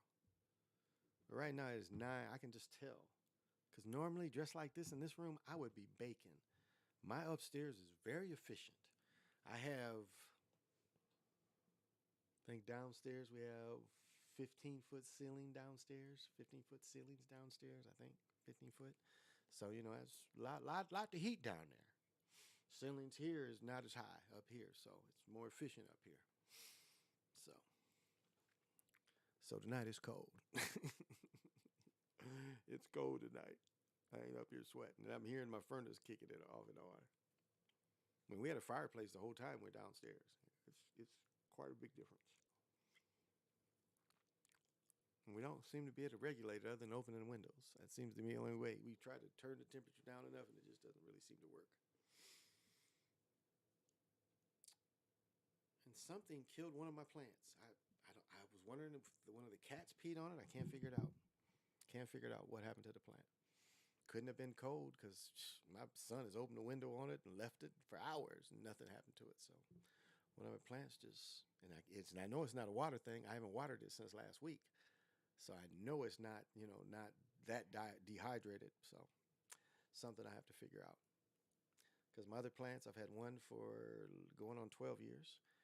Yeah, going on 12 years. Maybe 12 years. I've had my other plant, my corn plant I've had for 12 years. My other plant I've had for 5 or 6 years. So this one I've had for 4 or 5 months, and it was really doing well. And I don't know what happened to it. Literally went in there, and it just, so it seems like there's some life, and we'll see what it'll do, because it was really healthy and doing well. So I'm not quite sure what happened. No way I overwatered it, and no way it's underwatered. Just, I don't know. Don't know. Something got to it. And I like plants because I like life around me. I'm going to put some plants in this room too. because I still, got this westerly sun coming in because I'm near a window. Probably hear a little bit of. Probably should put a towel up over this window, but probably getting a little bit of bouncing off, little sound from this window being so close to me. But that's all right. It doesn't have to be perfect. It just has to be clear enough. Just has to be clear enough. That's all. So, but yeah, that's what I'm gonna do. Bringing a little plant in here. Keep trying. Just showing love. Doesn't take much effort to give love to a plant, and water it, and put it in the sun. When the weather changes, I'm taking my two big plants. I'm taking them outside, letting them spend the summer outside like a natural plant should be. Then weather change, bring them right back in. Facing the same way. So it's just a difference, and they'll thrive. I know they'll thrive. I've done it before. If it ever gets warm up here, because it ain't been warm up here in a long time. We had a 60 days, well, I don't know how long ago that was. We had a 60 day. It was kind of teased us, but it ain't been 60 in a minute. And we're supposed to get more snow next week. So, but you know what? There's nowhere else I'd rather be than here. Snow and all. I love it here. I truly do. This is the most spiritual place I've ever lived, especially for my kind of spirituality. The land is, this Lakota land, and however long they practice, this land is, it's great for me to be here. I love it here. So, the cold and all is okay.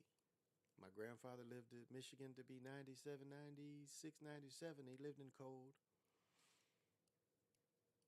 So, my grandmother lived to be 91. She lived in cold her whole life. So it's possible to live a long life in a cold environment. So I don't mind.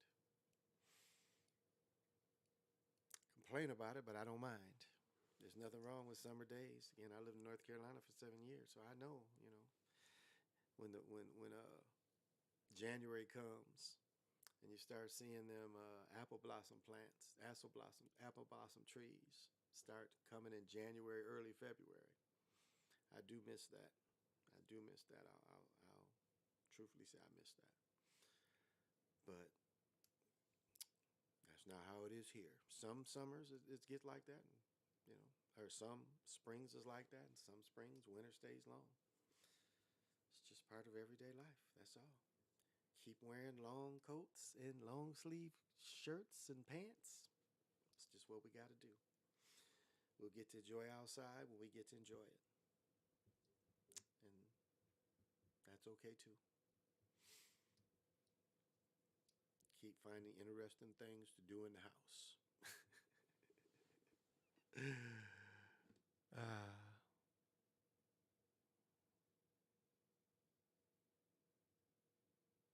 I mean, it feels good just to feel good, y'all. It really does. It feels good just to feel good. And I try to put that energy. I was talking earlier, and the Kundalini was just moving. And I don't try to be fake and spread it to everybody. I just when I get those Kundalini moments and it's going through me so hard, I just hope people can feel it as well. Because I don't want to seem fault and say, well, because in the past I say I push it out, but I don't want to see faults. Fake like that could be perceived as pseudo or fake. When reality it's possible to pass it through this way too. It's just like through this, you can push love through this. Everybody knows that. You can look at somebody you love and, push that through this. So my words of positivity and love, should come through this as well. Okay, me moving, my lights is moving. That's okay. Just trying to get comfortable. And I just think there should be a mature elder voice out there saying that.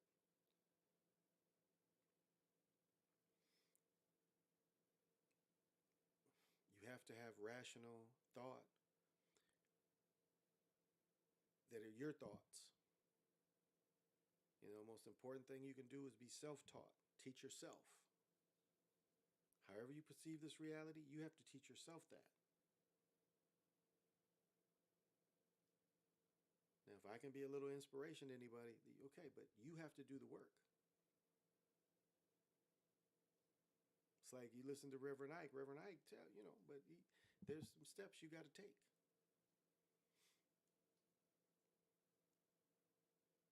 of positivity, of finding your purpose,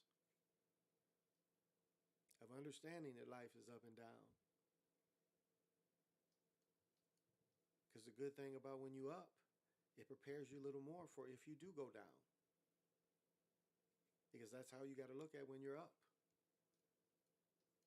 Like, hey, I can put these umbrellas and these parachutes all around me. So, hey, I step off a little here, I'm landing right there.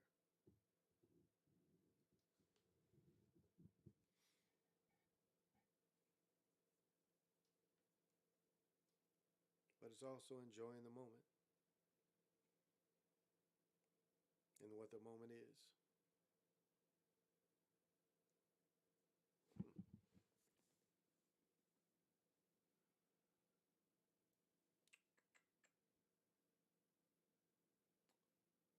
Okay. Cool. Really cool. Sorry, I got a little distracted there. Was thinking about something, wanted to see. Uh, and that's why I come on here when I come on here. And I guess that's why I come so hard at sports. Because there's so many positive things that sports can be, but what sports universally is corrupt and wicked. And that's the problem I have with it. Because people go into it with good hearts and they come out all contaminated. All contaminated. Not some, all. And these are the people that are projected as heroes. Buy their clothes, watch their shows, watch their games. Tell our children to be like them. And it's like right now, it's almost the opposite. You don't want your children to be like them. You don't want your children in a position where they got to sell their soul just to be successful. Because there's so many different things you can do where you ain't got to do all that.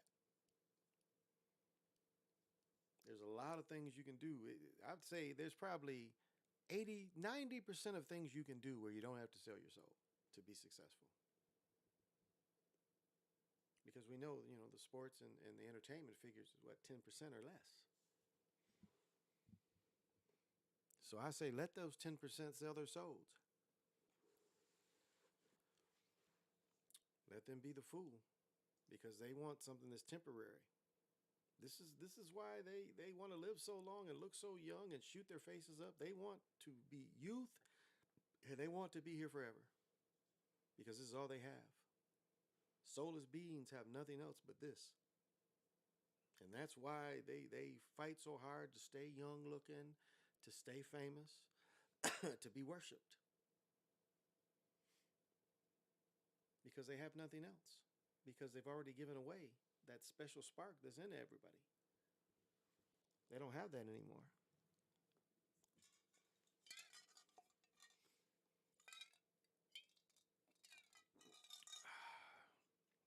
I mean, think about, we was talking about Bernie Mac. Bernie Mac made Soul Man when they say he was heavily on oxygen when he made Soul Man, right? So this dude just got done doing John Wick the last 12 months. And then he dies when it's about to come out. Now, I don't know the man's health history, but it just reminds me so much of how Bernie Mac died right before Soul Man.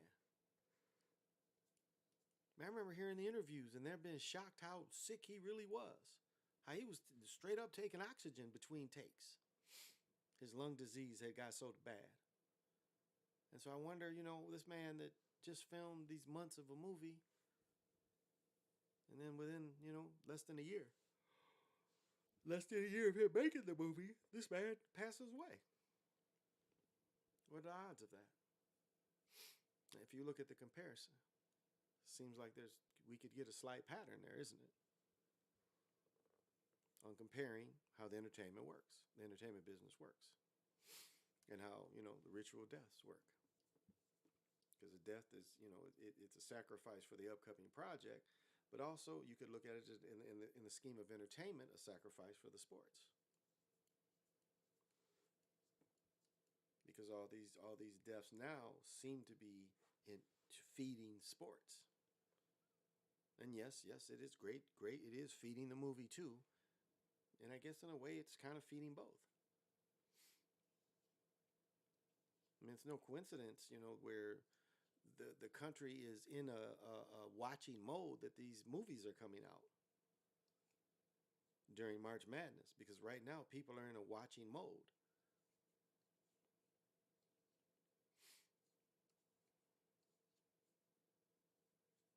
And you'll see these peak time for the movies when the games ain't on. So, oh, 3.5 hours. Okay, I guess I'm starting to yawn. I guess it's wearing off a little bit. I see I got a little more in me.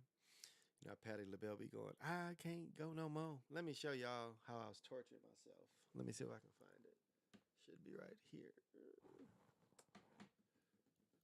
I left the liner in the hat. Look at my head. My head's all red and shit. They had this in the hat. I was thinking, damn, what is this? And I had this in the hat poking the fuck out of me. So I was sitting there torturing myself. That's how silly I am, y'all.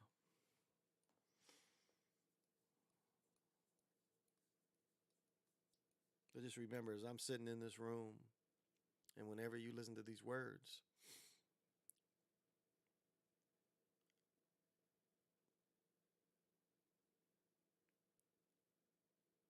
what is real to me is everything around me is what's real to me.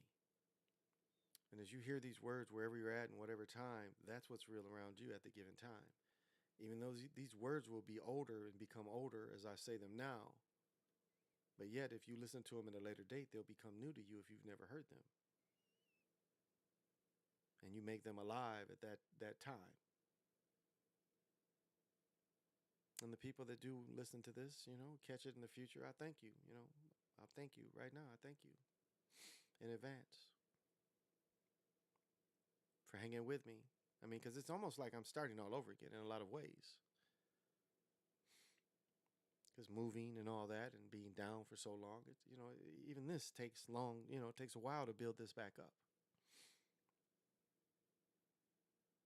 And even making the sports videos, I just sometimes look at the sports videos and I'm just keep doing the same thing over and over again every year in and year out.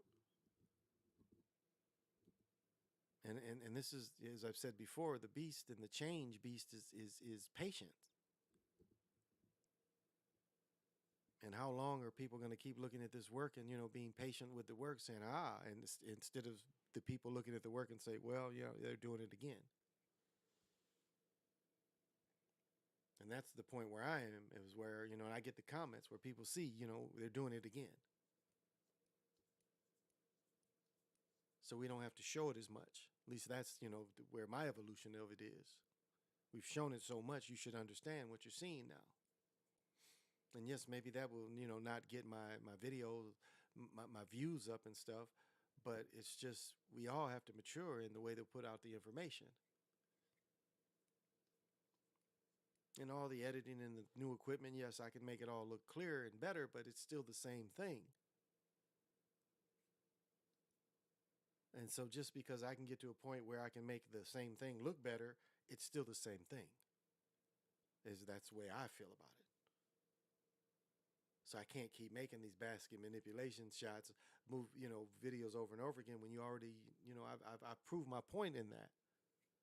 You should recognize that already. So it's not that I care less about that. It's just I'm evolving. I want to move on because that's proven already. And I think the gematria guys get caught up, in their egos so much that they don't understand that what you're saying has been proven. So you don't have to keep talking about it exists when it does exist. And they use it. So there's, you don't have to keep defending something that is already proven. And that's what I look at my basket manipulation work and my work on the NFL and the work in baseball. It's like I've already proven my point. It's rigged. So we know that. We know that they can control the hoops. We now there is one. I do have one video I'm going to make.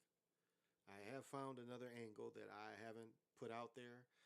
I caught something, and I think I can get enough of the footage to show my point. But that's the only thing I can really think of that I can bring up new. And even that it's not entirely new, not entirely, but it's a different way of looking at something that was there that I missed.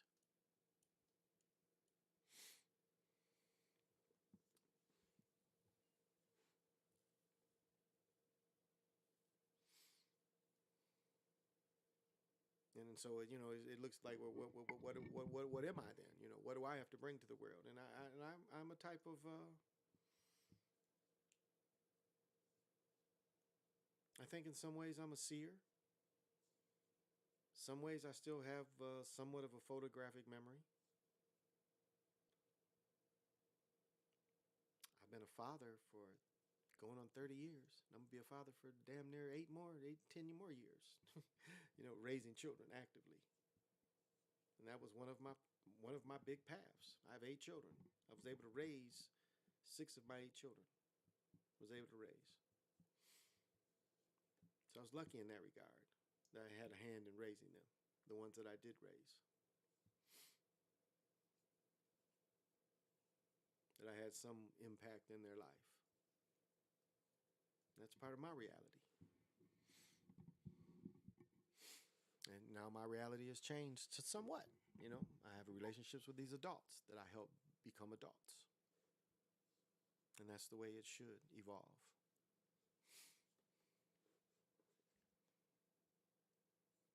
And you get to a point where, your adult children should be your friends. And, when they have time for you, they have time for you. They live near you when they come around, or you can come to them and make the best out of all that.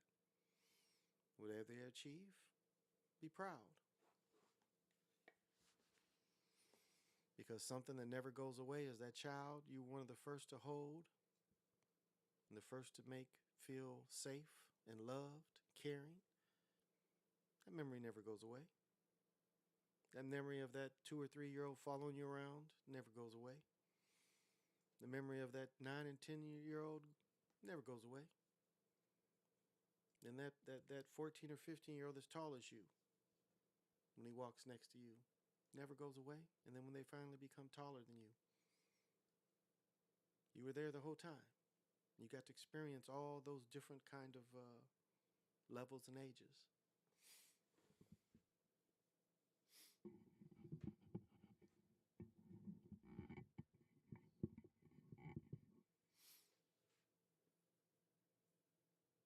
And I'll be the first to say, I've been a good husband and I've been a bad husband.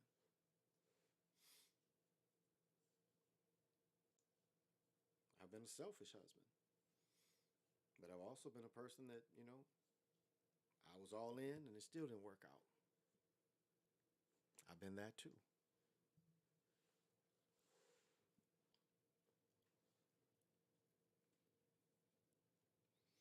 But I was single long enough to know what I wanted out of life. And I didn't just want to find somebody and just live with them anymore.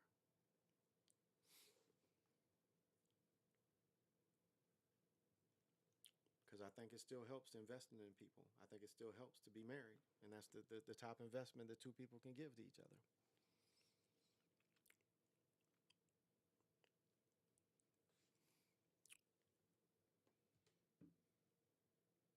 So despite, what society says about marriage, historically, for the people, marriage is, the greatest foundation of any society. It's the breakdown of marriage that crumbles most societies.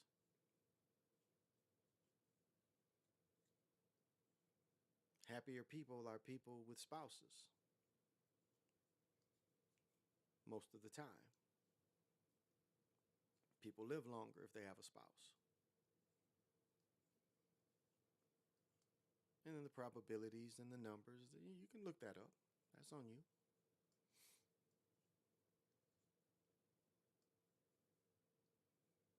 But society doesn't want that anymore, it appears.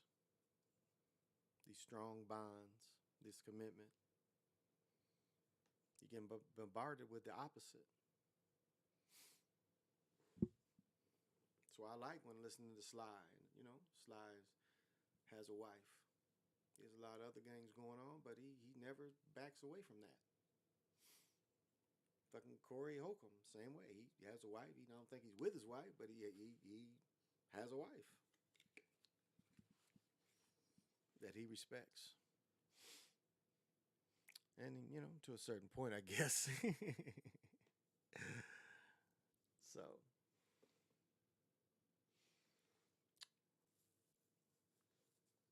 So that's something that's important to me. Because as the Tavares say, I never had a love like this before. And I'm just full of that kind of love, you know, that high vibrational music that brings love and romance. My heart is full of that. And it's sad to see that we have a generation that doesn't know that and does not know how to keep that vibration in your heart. It's like Aretha Franklin was voted the best singer of all times, but how many young people will even listen to her? Like, she's the most perfect singer that this reality has ever known, as far as a woman. And I'm not saying every song, but I'm saying her best songs are some of the most perfect songs ever made. Some of the perfect pitches ever sang by a woman comes from her. And most of those songs and those perfect pitches is high vibrational. Daydreaming and I'm thinking of you. Daydreaming and I'm thinking of you. Even when she goes up tempo and starts saying rock steady, baby. I mean, she could still even do that, which turns into almost an old bluesy kind of thing. But I only bring that up. This is high vibrational music. I mean, there should be music that just makes your kundalini go crazy. And I'll say, if your kundalini goes crazy over killing music, I mean, is there any hope for you? Because there's nothing about listening to killing music that raises your vibration at all. It's the opposite.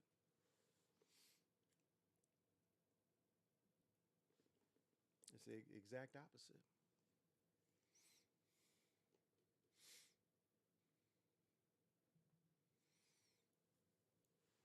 And that's how you change the mood around you, is how you vibrate. That's the first thing to change your circumstances. It's really how you vibrate. Because if you vibrate in low vibrational things, the way life comes at you is going to be low vibrational ways. And it's like you won't even see the ceiling. It'll have you just going around with your head down in a metaphorically way.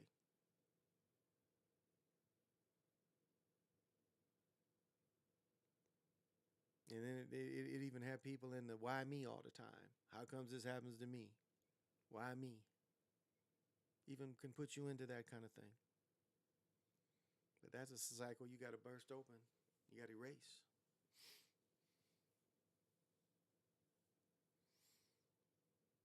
It said when I lost my gold ring, my first reaction was, shit, I got to go buy another one. Like, I'm only looking for this motherfucker for so long, and if I can't find it in the next 10 minutes, fuck that ring. I'm moving on. I'll go get another one. You know, sometimes we get into things and things bothered us and we just go crazy. Can't think of nothing else. But if it's some bullshit you can easily get again, why bother?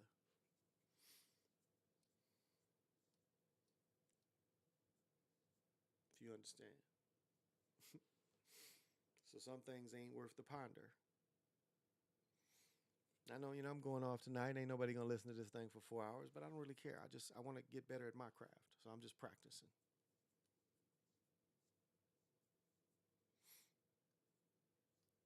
So that's all. Well, my back is a little sore, but oh my goodness, this chair, I could damn near. One night you might see me slurp like this. Look, if y'all ever see me and I get to talking and I just kind of slowly just slurp like this, I'm not having a stroke or nothing. It's just this motherfucker's so comfortable. Y'all be like, damn, he was on there and slurped down. He had the stroke or some shit on the camera. Nah, it's just like this motherfucker is so comfortable. I could just like just fall asleep in this motherfucker. It is that comfortable. But I did something to my back, so I'm a little sore. So I'm gonna have to go see the chiropractor again this week. Hopefully he can get me in for acupuncture and get me adjusted. But just old. I don't know. Just old, that's all. Get my ass and I did a lot of walking today. I know I got a couple miles in today, but I gotta do some running. We just put a new program on this, so be a little more challenging. Cause shit, I put some shit on it the other day. I was just running on this motherfucker. I was up here running. Like this wasn't shitting. So and even for me to run, I don't know if I could run and play basketball, but I could just run. I could do a little running. That's cool. And that's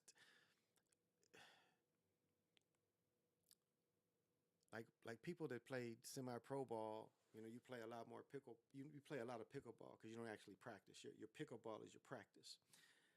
And when that becomes your lifestyle, you miss that kind of thing. Just being able to go and play pickleball. It's like a lifestyle. It never gets out of you. I mean, I didn't stop until I tore my Achilles, and that was at 50 years old. And if I wouldn't have torn my Achilles, I probably would have kept these last, 13 years, or well, I guess last 7, 8 years. Yeah, I tore it at 50, so I'm going on 62.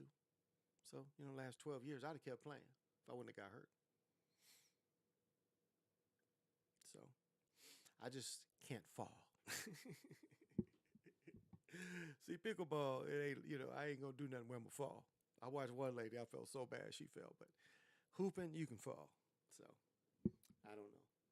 Jogging might just be cool enough. Jogging on this thing might be cool enough. I don't know. I'm gonna take that one step at a time. What time is it? Oh, it's 4 o'clock in the morning. So that's probably telling me I need to sign off. So, whenever you catch this, I was just practicing tonight, trying to get better, trying to know that if you come in around these morning hours that you hear a positive, friendly voice. And so, yeah, I'm going to take a couple of nights off, but other than that, I'm going to try to come on here and give these midnight hour, I don't know, inspirations, I guess. So thank you. Whenever you see this, just kind of still getting it together. And I'm just, blown away that all this is this. It's really I'm blown away that I'm able to at least do this. And so from this, more and more is going to come from this. So thank you for those that believe in me and support the channel. I appreciate it. And those of you that share it whenever you catch it, thank you. And what did Brother Sean say? Thank you, Brother Sean. Thank you so much. Thank you. I hope all is well as you and your part of the world, and that you vibrate high with your family and all y'all that's watching this. That's what it's all about. So this has been Big Pontiac signing off. Till we meet again.